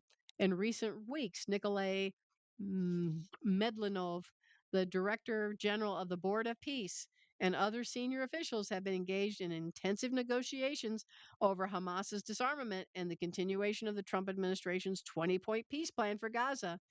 Two sources told the Jerusalem Post this week that Hamas has not agreed to the plan and that the significant gaps remain, although talks are ongoing amid broader debate over the future of Hamas's weapons and the structure of post war Gaza. See, isn't it a sad thing that they're even having to talk to these people? Oh, sure. I mean, they should be defeated and Right. kicked out. Oh, yeah, definitely. But the problem is you're not just dealing with Palestinians anymore. You know, the Turks want to get into the game. I mean, Erdogan has been talking about taking over the Temple Mount. How does he do that? Well, he has to keep the war going with Hamas, doesn't he? Yeah, So he's sending, he's sending mercenaries over there to help out Hamas. right. In a conversation with the Post, Dr. Bashir Baba, a prominent Palestinian American scholar, former mediator in the hostage deals, and board member of the Gaza Soup Kitchen, discussed the chances of Hamas accepting the plan as international actors continue to examine how Gaza could be stabilized after the war. According to Baba, who maintains regular contact with various stakeholders in the region, the situation on the ground is defined by a near total lack of trust. Baba says Hamas leaders have indicated a willingness to hand over heavy equipment and eventually smaller arms, provided what he describes as their paramount fears are addressed. One Hamas leader told me, "We are not only willing to hand over our weapons, but we can destroy those weapons in front of the world." However, the path to such a symbolic step remains blocked by a chicken and egg dilemma. Hamas is demanding an Israeli withdrawal and the entry of an international stabilization force before disarming, while Israel is demanding demilitarization before any withdrawal. Hamas needs guarantees that the Israelis won't come after them individually, that they won't be targeted and assassinated. He added that Hamas currently views the existing guarantors, the U.S., Egypt, Qatar, and Turkey, as insufficient to prevent future Israeli operations against its members. See, Israel just should have gone in there and wiped them entirely out. They never should have stopped. They never should have stopped. They should have taken those people and pushed them over the Egyptian line. I don't care. Push them out in the water, Yeah, push them everywhere, right, and make the people take them and say, "We're taking back the land." right. But that's not what they did. So, for an agreement to hold, the use of amnesty must be addressed, dispute over Israel control in Gaza, blah, blah, blah. We can go on and on and on. They're going to keep talking and talking and talking and talking and talking. Gaza belongs to the Israeli people, and they should never have been turned over. That was the biggest mistake back when they did that. Mm-hmm. They should never have.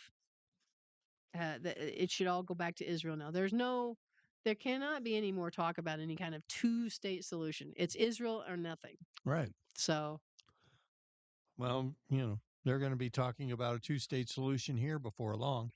So, hey, yeah, and we're going to be unwilling. We're going to be doing exactly what Israel's doing. We're going to be unwilling to kick them out. right. So, we get what we deserve. And here's another Breitbart story: Islamopopulism. Over 1 in 4 UK Muslims hold positive views of Iran's Revolutionary Guard terrorist force. Oh, I'm sure they do.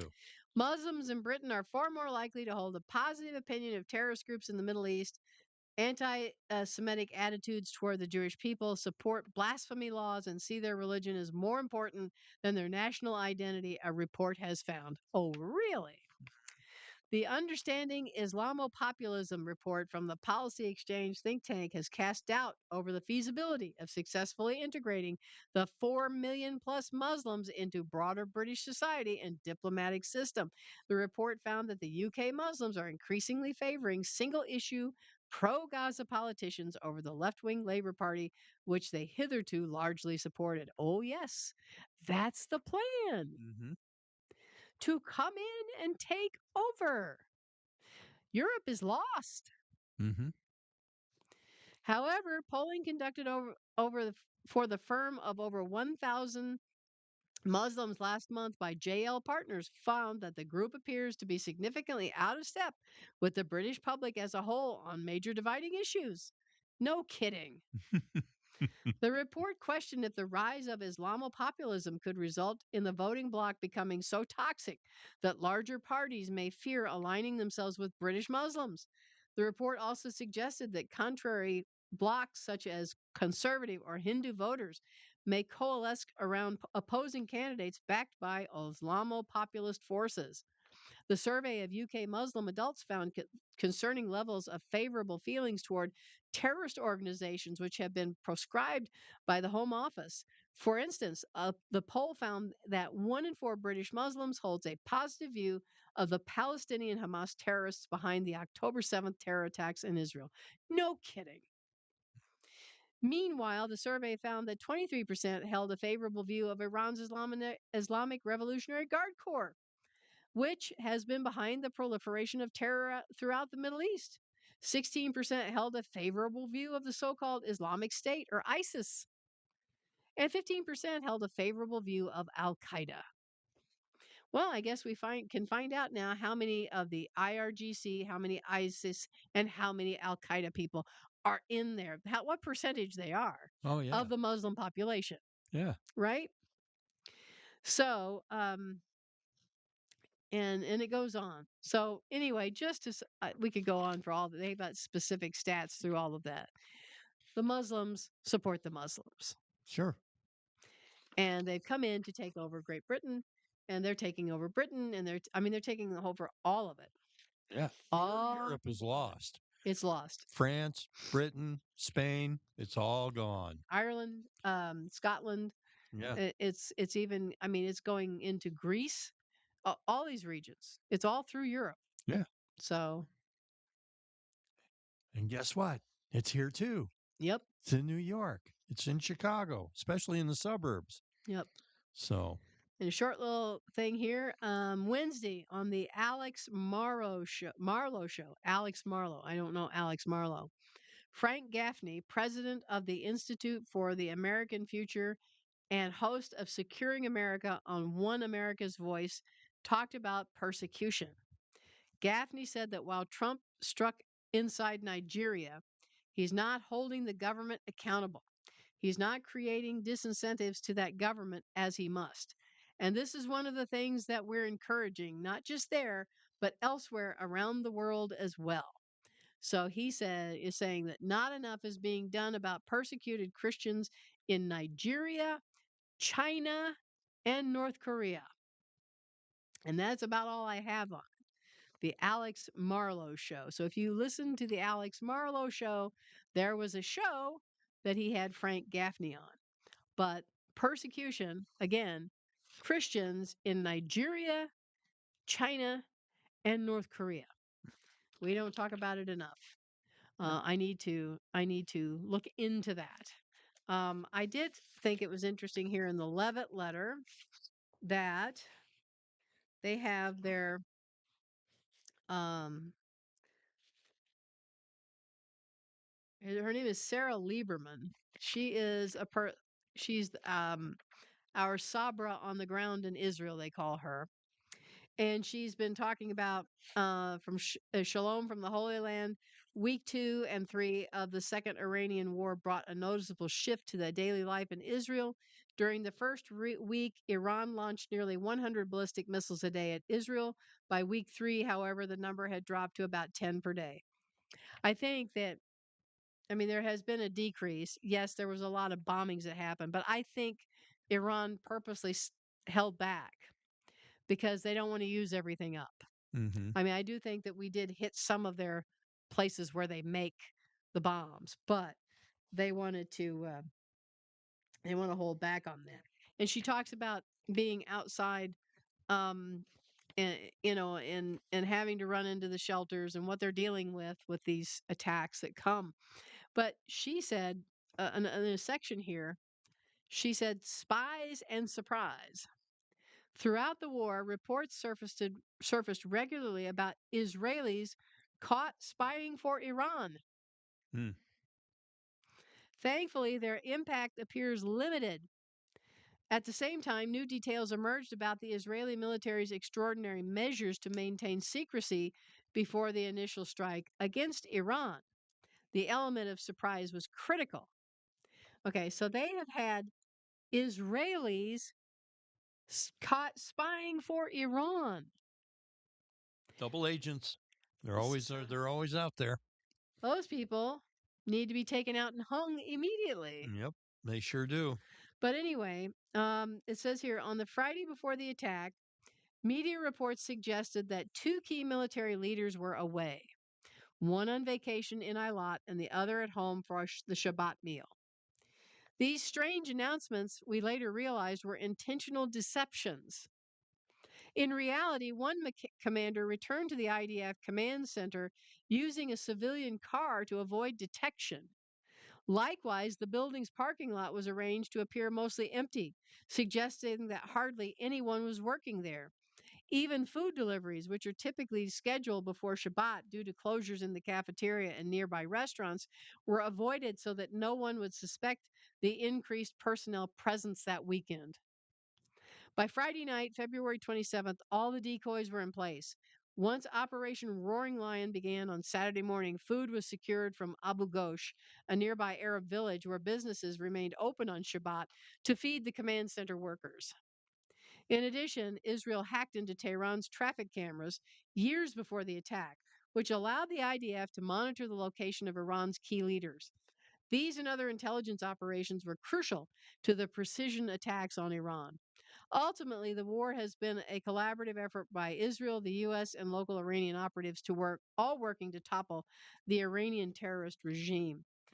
And then it says here, several unexpected responses followed the first few weeks of the war. One major surprise was the Iranian missile attacks on neighboring Arab countries.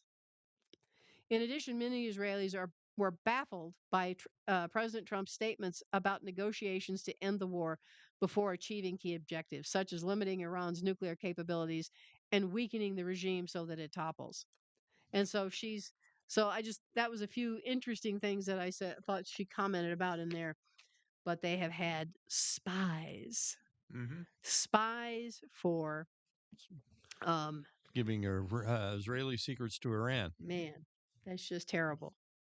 Um, I had been pondering, and I mean, I'll mention, I guess, I mean, we're coming up on a situation where we're heading into graduation season. You know, I saw that, I think last weekend, um, Marion had its prom. I think graduation will be coming up soon. I think pretty much it's always at our local university that graduation happens on Mother's Day weekend, and that's this coming weekend, isn't it? Mm-hmm. So that's happening. And I was pondering the life of Solomon. And I really don't hear too many people talk about Solomon. And it ranges from he was a genius on one side, you know, smartest in the world kind of thing, all the way to he's, you know, in Mark Biltz's book, um, Decoding the Antichrist. I mean, I think that he pretty much says that Solomon is a perfect um, example of the Antichrist. So it swings on various things. And what I was thinking about is because I think the story about Solomon and even the book of Ecclesiastes is brilliant. Of course it is because it's God, right? Mm-hmm. But um, you have to think about Solomon. I mean, here he was the second child for David and Bathsheba, and he was he was the chosen one. I don't know how David was with his other sons, but I mean, this was the one that God told him that this one is going to build my temple, right? So Mm-hmm. this kid was given everything at that time. He was the king's son. Um, he was he was educated, you know, by the Proverbs, uh, what David and Bathsheba had put into this boy. And of course, I know he was. I mean, Bathsheba lost her firstborn, right? That was the judgment against David. So this was her son, living son. So you know he was cherished. You think about these things around him. And he started off well. I mean, highly educated, given everything, the best of everything at that time. Um, and when he prayed and God asked him what he wanted, he told him he wanted wisdom, and God was pleased with that. And God said, not only, I mean, you didn't ask for all this other stuff, but not only am I going to grant your prayer, I'm going to give you all this other stuff. And so to imagine Solomon, s- I don't think there's anybody on the planet right now that any one person that you could compare to Solomon. Because, I mean, I was thinking about this. It's like, well, he was a king, but he wasn't a king like King Charles because King Charles has no power. He was in a situation more like this MSB that we talk about, right? Mhm. Yep. Although even MSB isn't the top yet because I have no idea. I'd have to look it up. How long um, Mohammed bin Salman's father has been dealing with or living with Alzheimer's? Mhm. He was taken off the scene because it was obvious that he's one of the longest living people I've ever heard of with that. And he's still going, I guess. I understand there's two types of Alzheimer's. I understand that, and I don't know how old that man is because if you get diagnosed with Alzheimer's later in life, typically you do live with it longer. If you get diagnosed very young, it's usually a very rapid demise. I think Glenn Campbell was right in the middle of that. He was still on the younger end of diagnosis, and it pretty much got him within 3 years of diagnosis. Mhm. But this guy, his father, I don't know, I don't know how long he has been alive with Well, that. I just looked it up. His cognitive reports going back as far as 2015 indicate that King Solomon was dealing with dementia, with some observers reporting he could become incoherent after short conversations. So that was 11 years ago. Wow, it's just wow. Yeah. So I'm amazed. But anyway, so let's just imagine somebody head of a kingdom like MSB, somebody with the intellect. They always talk about, of course, Einstein being the most brilliant man, or maybe today we could say Elon Musk. So you've got a guy who's like MSB with a brilliance of like Einstein, Elon Musk, and with the charisma of, like, say, somebody like Elvis Presley before the press releases. Okay, I'm talking about Elvis back in the day. Mm. All right. Before Fat Elvis. Before we found out all of the stuff, right? I mean, I'm talking about the persona of international fame, right? Yeah. I mean, We're talking before Army Elvis. yes. I mean, we're talking about somebody that I mean, he was I mean, nobody's fame really has eclipsed Elvis's fame at the top of his fame. So you've got a guy, all of that wrapped up into Solomon. Okay. Mhm. Um, at a time of peace. So you've got a guy that nobody tells him what to do, has absolute carte blanche to do whatever he don't wants, whenever he wants, however he wants. Mhm. He has what most people aspire to, right?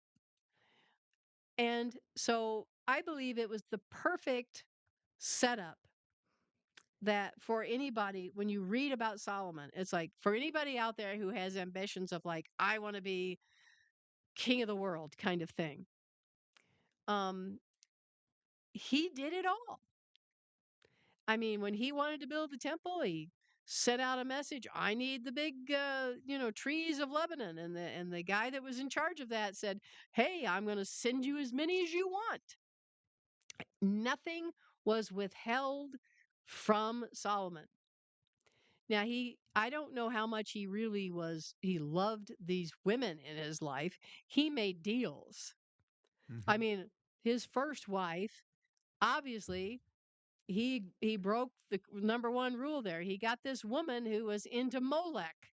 So I believe if if it goes like if that first wife of his, if that she was the first one, his first son was sacrificed to the god Molech. Mm. Solomon's first son Mhm. was sacrificed. Okay, he did all this for, connections. I mean, he had all these women. So he did all that. He built anything he wanted to build. He went anywhere he wanted to go. He had anything brought to him that he of the delicacies from around the world. He had the best of everything. They said it was so much gold around you couldn't. I mean, the White House would pale in comparison to what all Solomon had. Yeah. This guy had it all. And he comes up with writing a book like Ecclesiastes, vanity, vanity, it's all vanity. So I think, if you're going to teach your young people who are heading out there with all the vim and vigor and positivity in the world, um, a cautionary tale. Let, I think more needs to be said about Solomon, because how much more could anyone? Now, no, he didn't have the conveniences that he, I imagine, would marvel at this cell phone. This would be an amazing thing to him.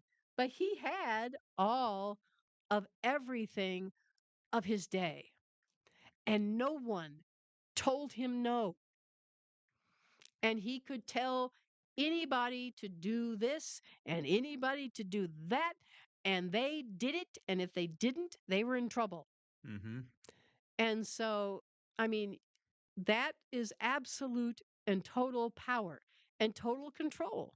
Mm-hmm. And he put himself in the position of God. I Well. mean, so this, and he found out, he said, he went through it all like a science experiment. It's like, I'm going to do it all and I'm going to try it all and I'm going to go through everything, every bit of it. And then I'm going to let you know. And it's like, and he said, it's all vanity. Mm-hmm. And so I just want to emphasize that there has been someone on the planet that, and I hear this over and over again, these people that, I mean, there are people who are executive of the companies and they jump out of buildings, right? I mean, maybe not all of their, but a lot of them, I mean, it's like they think there's nothing more and they get into this spiral. But the point is, eventually Solomon had to come back to God. And even he tried it all, he did it all, nothing was kept from him. And he can tell you. And he tells you there in his book of Ecclesiastes. And like that's what I think is very brilliant about it, Mm-hmm. is because God let somebody have it all. Right. And it's like, this is the result of it. Yeah. He wasn't happy either because he'd stepped away from what he had been taught as a boy from David and Bathsheba. They taught him wisdom and they told him, and originally that's what they said, get wisdom and get understanding. And that's the top of the thing there. I mean, we know what Yeshua said: love God with all your heart and all your soul and all your being, and love each other as you love yourself. Right? That's the ultimate. That's the ultimate that you can achieve. So, pass the story along. Have your kids look into the life of Solomon. Well, I mean, if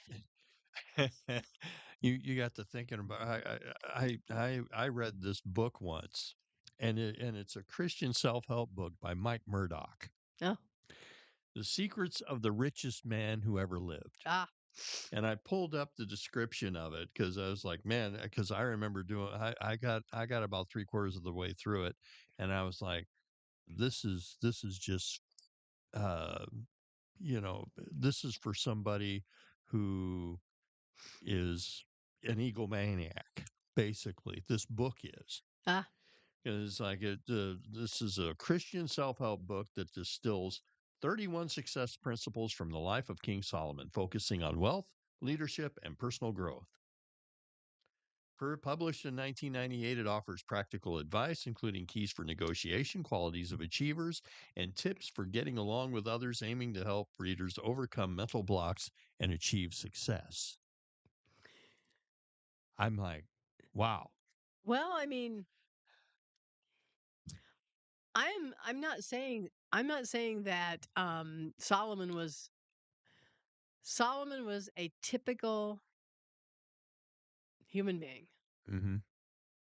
um, given extraordinary opportunity Yeah. and gifts. Yeah.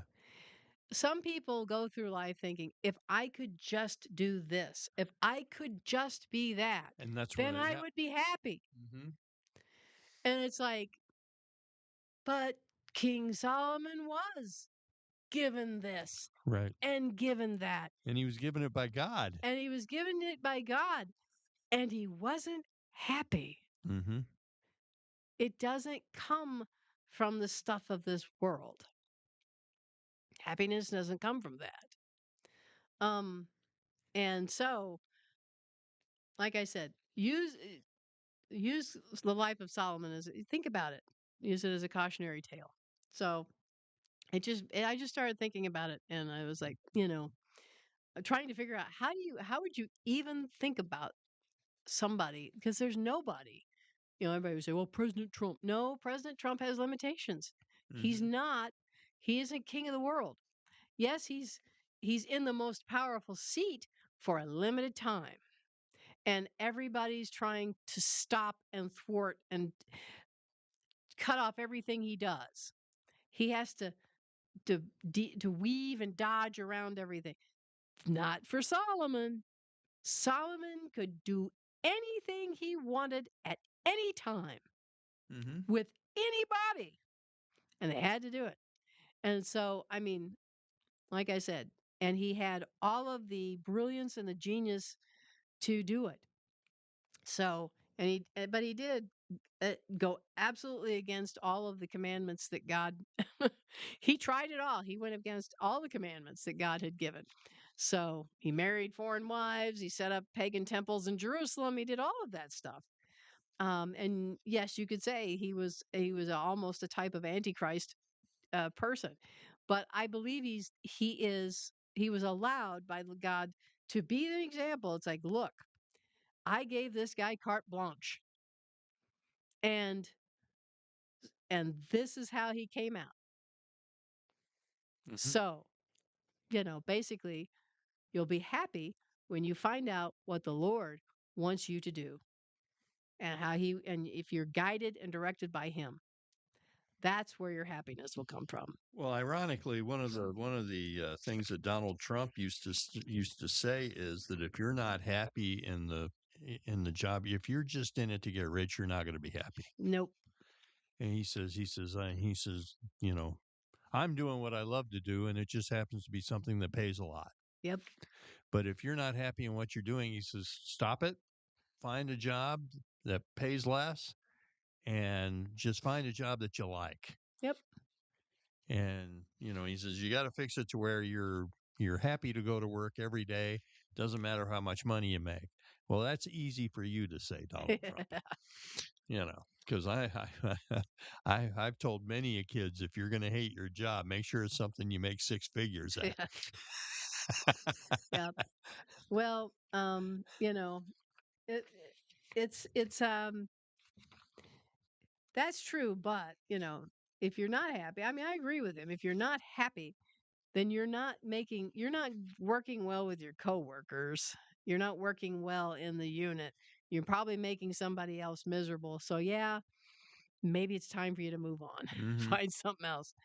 Um and it may not make as much, and you may have to work harder and work yourself back up. But if you're happier in something else, and you maybe could work up, back up into your financial category. I mean, I would not encourage somebody to take a job that gave them a lot of money but they hated every minute of it. I wouldn't encourage somebody to do that. You're going to have ulcers, you're going to be miserable, your health is going to suffer, Mm-hmm. everything else is going to be bad. You're going to make everybody around you miserable. So, anyway, um archaeology story. I know we're going long here. We get started kind of late. Project to make Tel Hebron's second temple mikvah accessible to visitors nearly complete. This is the project to make the second temple mikvah, a Jewish ritual immersion bath at the Tel Hebron archaeological site near Kiryat Arba, more accessible to visitors, is almost complete. The Israel Nature and Parks Authority said on Thursday, one of the largest of its kind in the country, with a volume of nearly 200 cubic meters. The mikvah was discovered in 2014 by the Civil Administration's archaeology staff officer under the direction of Dr. Emmanuel Eisenberg and Professor David Ben Shlomo. It is made up of two parts: a wide staircase leading down into the pool and an inner cave hewn into the face of the rock. The bath's size and design attest to its importance during the early Roman period and to the centrality of ritual purity in the life of the Jewish community at the end of the Second Temple era. The INPA noted. As part of the accessibility project overseen by the conservation engineer and architect, careful conservation work has been carried out within the cave, including preserving the ancient layers of plaster lining the walls, treating cracks in the rock to stabilize the structure and prevent further deterioration and clean the thousands of years of built up sediment. However, conserving the staircase, walls, and rainwater drainage system for winter while adhering to the remains and their authenticity proved an additional challenge. Making the mikveh accessible to visitors is intended to provide a tangible experience of Jewish life during this period, says Ilya Berda, site manager, of the Tel Hebron at the Israel Nature and Parks Authority. Visitors will be able to learn about the significance of a ritual bath, understanding its place in daily life, and momentarily experience the religious and social reality of that era. Berta added that visitors to the site will be able to learn about the bath's significance, its place within daily life, and that's they have this weird printing problem here. It prints things twice. Uh, Yay. Tel Hebron is one of the most important historical sites in Israel, according to the INPA, home to the remains of a Canaanite and First Temple period Jewish settlement, as well as artifacts from the Bronze and Iron Ages. Hebron is one of four holy cities in the land and one of the oldest cities in Israel, says Ilan Cohen, heritage coordinator for the INPA's West Bank district. We call it, of course, Judea and Samaria, but Mhm. that's his title. It is woven into Jewish history across many generations. The finds I'm sorry. Sometimes it gets me. The finds include a cyclopean wall, a 4-meter high Canaanite wall from the early Bronze Age. And that's circa 2700 to 2400 BCE. Wow. Fortifications dating to the Israelite period 8th to 7th century BCE, a stepped street from the early Roman period, a pottery workshop with an ancient kiln, and a wine press from the late Roman and Byzantine periods. Other archaeological finds, many bearing ancient script, have also been unearthed at the site over the years. These include the fragments of a clay tablet with a list of livestock written on it in Akkadian cuneiform script dating to the Canaanite period, a seal bearing the inscription Shaphayahu, son of Samach, in First Temple period script. The clay jar handles with the words to the king of Hebron in Hebrew. Coins dating back to the Bar Kokhba revolt, 132 to 136 Common Era, were also found. So I will tell you something. I would suggest if you want to go to Israel, go when you're younger than when you're older, because they're talking about making that accessible. It was quite a challenge in some places for me at the time that I went, in the depths of what you had to climb down and then what you had to climb straight back up. Um, and we're talking about way underground and way back out. And if you're not in tip top physical shape, it can be tough. I mean, we're talking there's not really, I mean, if you're going to go in the ancient cisterns and all of this stuff, I mean, it's not made wheelchair accessible. There are no steps that are there that are built alongside. No, I mean, you're going actually in the ancient stuff and Mhm. you got to climb down and there may be a railing. You got to pull yourself out. So there are some of these things that we went into that were, it's like, well, I'm glad Chuck didn't come with me. we, we, we'd still be, You'd have needed a rope. yeah, we would have needed a rope and a pulley because there was, if you don't have full breathing, if you've got, any kind of, physical, um, eh, if you can't move well, any problems in your back or your legs, you're going to find out. It's pretty tough because you're going into The stuff that, like I said, when you want to see the authentic thing, but you may have to stay on the outside. So um, take heed. If you go on a tour, actually ask them. If you have any physical limitations, tell them, ask them to tell you what they're going to do because you don't want to get stuck and then have to have somebody come and rescue you. But it is a great trip if you can do it. It's fabulous. So, well, we have come down to the end of the program. And if you like what you have heard and want to keep it coming your way, Jim will tell you how. If you'd like to make a donation, you can send it through the mail to Truth in Life Today, 1301 Enterprise Way, Suite 63, Marion, Illinois, 62959. That's Truth in Life Today, 1301 Enterprise Way, Suite 63, Marion, Illinois, 62959. And in your envelope, stick a little note in there. Tell us how you'd like your donation to be used. And my next week, I should be much better. No more sneezing, hacking, coughing, and all of that stuff. So I'm ready for this to be gone now. I don't have much patience with being limited. But anyway, it is what it is. And pray for Richard and his wife Nancy. Nancy was brought home this week from the hospital, still having to do dialysis. I saw that she posted last night on uh, on Facebook that her sister passed away last night. So with all that she's dealing with health wise, she lost her youngest sister. So pray for them and keep praying for us. We'll be here tomorrow evening for Shabbat. And then next Wednesday, we'll be again doing one of the Hebrew classes. And then next week, same time, same place, 7 p.m. Central Time, right here. We will be here again. So until that time,